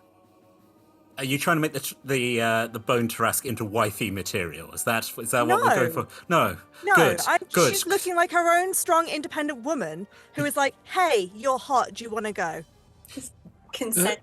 Yeah. You know, Me and my this partner whole- saw you across the bar. Yeah, okay. Yeah. You know this whole skin thing that you've been able to do, where you take the skin off and you've been able to create this thing, this female Tarask. Are you able to take the skin? This is me talking to George. Yeah. Georgie, are you able to take the skin off of the dead bodies of the other Jakars and form a Tarask skin on this skeleton so it looks more alive? I mean, I think that was probably part of the make it look like a female Trask thing. Oh, okay. It didn't have to keep looking like a skeleton. And yet it did. Roll. On aroma smells, that's an 18 on Tarask in heat. I saw this game going so many different ways. Is anyone in the party possibly 50 into Shades of Tarask. into Into Tarasks?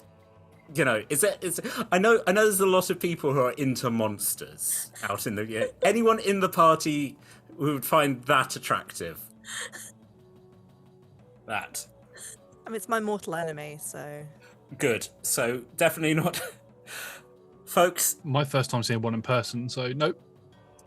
and it's so hot. Hey Chippy, how do you feel? Not good? Anyway, yeah, no, there is a strong, pungent smell of a Tarascan heat. I don't know how Karen knows what that smells like. And it might not even... Told it by Chippy. Let's face it, though, out of all of us, it would be Karen that would know. Yeah. And as said, like, as Chippy chirps in your ear and tells you, there is now... Yeah. Swimmel. It's like big women.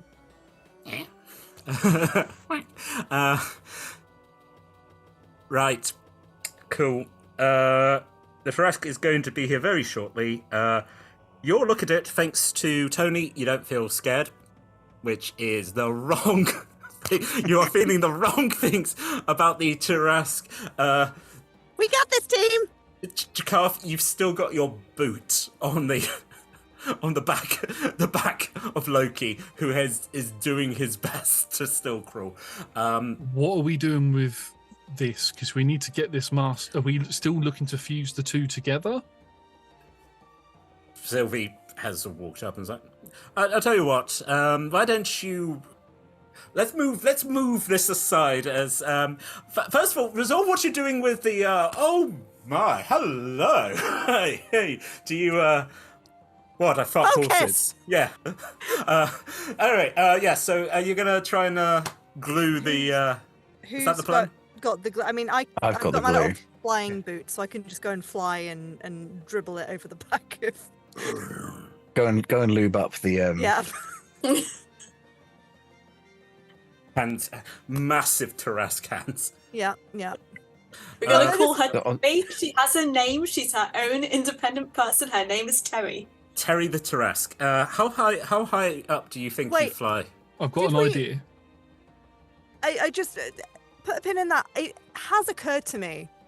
There's part of me in the back of my head that said in Busy Bees the Tarask that we thought was female. I can't remember if that's true or not. I mean, Look, this is a very pro-lesbian thing. Look, Lady Tarask, Terry, Sure. Terry with an I can love Terry with a Y. This, Lady, yeah. Just as a thing, if you're looking to glue Tarask to Tarask, would it make sense to glue the Tarask that's there now, the one that we've just made? Would it make sense to glue that one to the floor? That's the Renegade. discussion you had where, yeah. She's one in use. control of the one we just made. Oh, Yeah, okay. also- I was just thinking because if it tries to pick it up and move, this is me doing it in character. If you glued it, okay, Dottie, if you glued it to the ground, I mean, yeah, it would just rip the ground up as well. I mean, this is a decision, but to slow down the Tarask to have a immortal bone version of itself dragging it round. I mean, at least it can, unless it can get the hands off this. I think this thing can regenerate. So, this, I can't believe that this is your best plan, but it's actually probably going to work. I think it wasn't so much hands as much as shell, so it'd be kind of like stomach to shell. Stomach to back. So they're spooning? Yeah. Yeah, This is what I was trying to explain to you all. Now, Georgie will be in control of the bone Tarrasque. That when it walks around. Yeah, with a Tarrasque cannon on its back. You are flying up. You have begun sticking the glue. How far? How Choices have been made. How high do you think you're flying up? Oh, well, I only need to be like, what, 5 feet above the back of the bone Tarrasque to dribble. Georgie, just pour the glue on, right? Georgie, did you make the Tarrasque full Tarrasque size? If I have the power to, I will absolutely abuse that. You are dragging bones from all over. My only issue being that if Tony is up, she's not within 30 feet of you all, you're going to have to make a wisdom check. But that's not the worst, if you all freak out now, which actually, I'll tell you what, everyone apart from Tony, roll a wisdom check. Check or save? Save. Just for being scared. Yes. 14. I'm going to cast Form of Dread again, and now I'm immune to fear. Okay, you're fine. Georgie, you got 15. I got a 14. 14. Chikaf. I am going to cast, if we're out of initiative, I'm going to cast, I haven't come up with a draconic name for it yet, but Protection from Good and Evil on myself. So I am immune to it. Protection from chromatic and metallic. I can't be charmed or frightened. I can, I'll Flash of Genius Georgie to add a +5. Thank you. I'm 19. You are fine, and that's the fight. The DC was 17, so the range of that's still okay, is it? 120 feet, and then Flash of Genius. Yeah. How high up are you? Within 30 feet of me. I think you Flash of Genius as you take off. That's fine. Okay, so El Bandito, you start coating the back of this Tarrasque in glue. It's from this. People would say, "Isn't it a tiny pot?" The magic of the boneyard, y'all. You managed to coat the back of the Tarrasque. You land. Sylvie's like, all right, okay, so that's done. Let's get this one off. I'll combine, and then we can decide if Georgie wants to give you your souls back. Great. Off you go then. Sure. This isn't over. Shut up. Headbutts. Rips. Again, it's visceral. And here we go. Actually, okay, the red-haired Loki looking. Right. Okay, this is fine. I'm a fool. And actually, tell you what, red-haired version, lady version. There you go. Right, Sylvie. Okay, so if we step back and watch as a Tarrasque. We don't need to watch that. No, I wouldn't. Let them have their special moment. Can I just insight check Sylvie real quick and make sure that Sylvie's absolutely. Tricksters, Also, is Jack dead? Yeah. I mean, Jack's face literally just got ripped off. I place my hand on his chest, and as I do, flame licks up from him and sort of encompasses my arm and then disappears. Yeah. Does his soul go into you? Yeah. His soul is mine. Did you do that because you wanted to, or just because you could? Hey, Georgie. I didn't even know I did it. Georgie, don't get a taste for that. Georgie, that's your soul, technically. You're going to allow that? Okay, fine. You a very ambivalent god. Just you kind of are a god now. Just you feel, Chikaf, you feel. Oh, complicated. Just well, I always thought this was going to end up like this. I mean, I thought I was going to be. I mean, I'm not going to lie to you. There's a really nasty guy that I wanted to get more power for, and he's like a lich. So. Right. I mean, And you thought killing other versions of me justified getting that power? yeah. Right. Okay. Well, have fun in here. Will do. Yeah. Just gotta. Oh, chicken wings. You feel someone going into your memories of you having chicken wings and like sitting there. You're just like weird. Anyway, yeah. As we're cutting. Yes. Sylvie. Yep. Go ahead. Natural 20 insight check on Sylvie. What do you want to know? I just want to check that Sylvie's in charge, that she's as stable as could be expected considering the situation, and still wants to go to Alton Towers with me. She's in charge. Loki's gonna Loki, but this seems a more playful, crazy, fun time. And do you know what is one of the most playful, crazy, fun places to be? Alton Towers. Absolutely. Actually, so like, well, I've got to. I can't believe this is the way we're going to end this. Does everyone want to go to a theme park? I just imagine that the city of Alton is near the town of Silver Ridge, so just north of, and there is a place called Alton Towers there. Yes, that is spoken into existence, and that is so. The Dottie just like looking and like, maybe. Hold on. Hello? Oh, yes. Great. Good to see you. Hi. First of all, I resign from being a gatecrasher. Okay. Keeper will be acknowledged. I just want. Do you want to go to Alton Towers? Is that an option? First of all, is everyone dead? No. Actually, a lot of people just fell down. It's almost like someone told them to lie down, and they're just lying there. That was me. I did that. The thing you need to understand: low-key lie Smith. Keysmith. Oh, I'm a troublemaker. I'd love to go to Alton Towers. Cool. Is everyone? Yep. Just turns a key around, and you just hear Full Flight Snow go. I don't like that. That's not. I don't want to see. Turns back the key. Right. Georgie, you're going to be given a reprieve for a bit. Do you want to go to Alton Towers? Oh, is this like a kind of Davy Jones thing where I get to go on to a different plane for 5 days a year or something?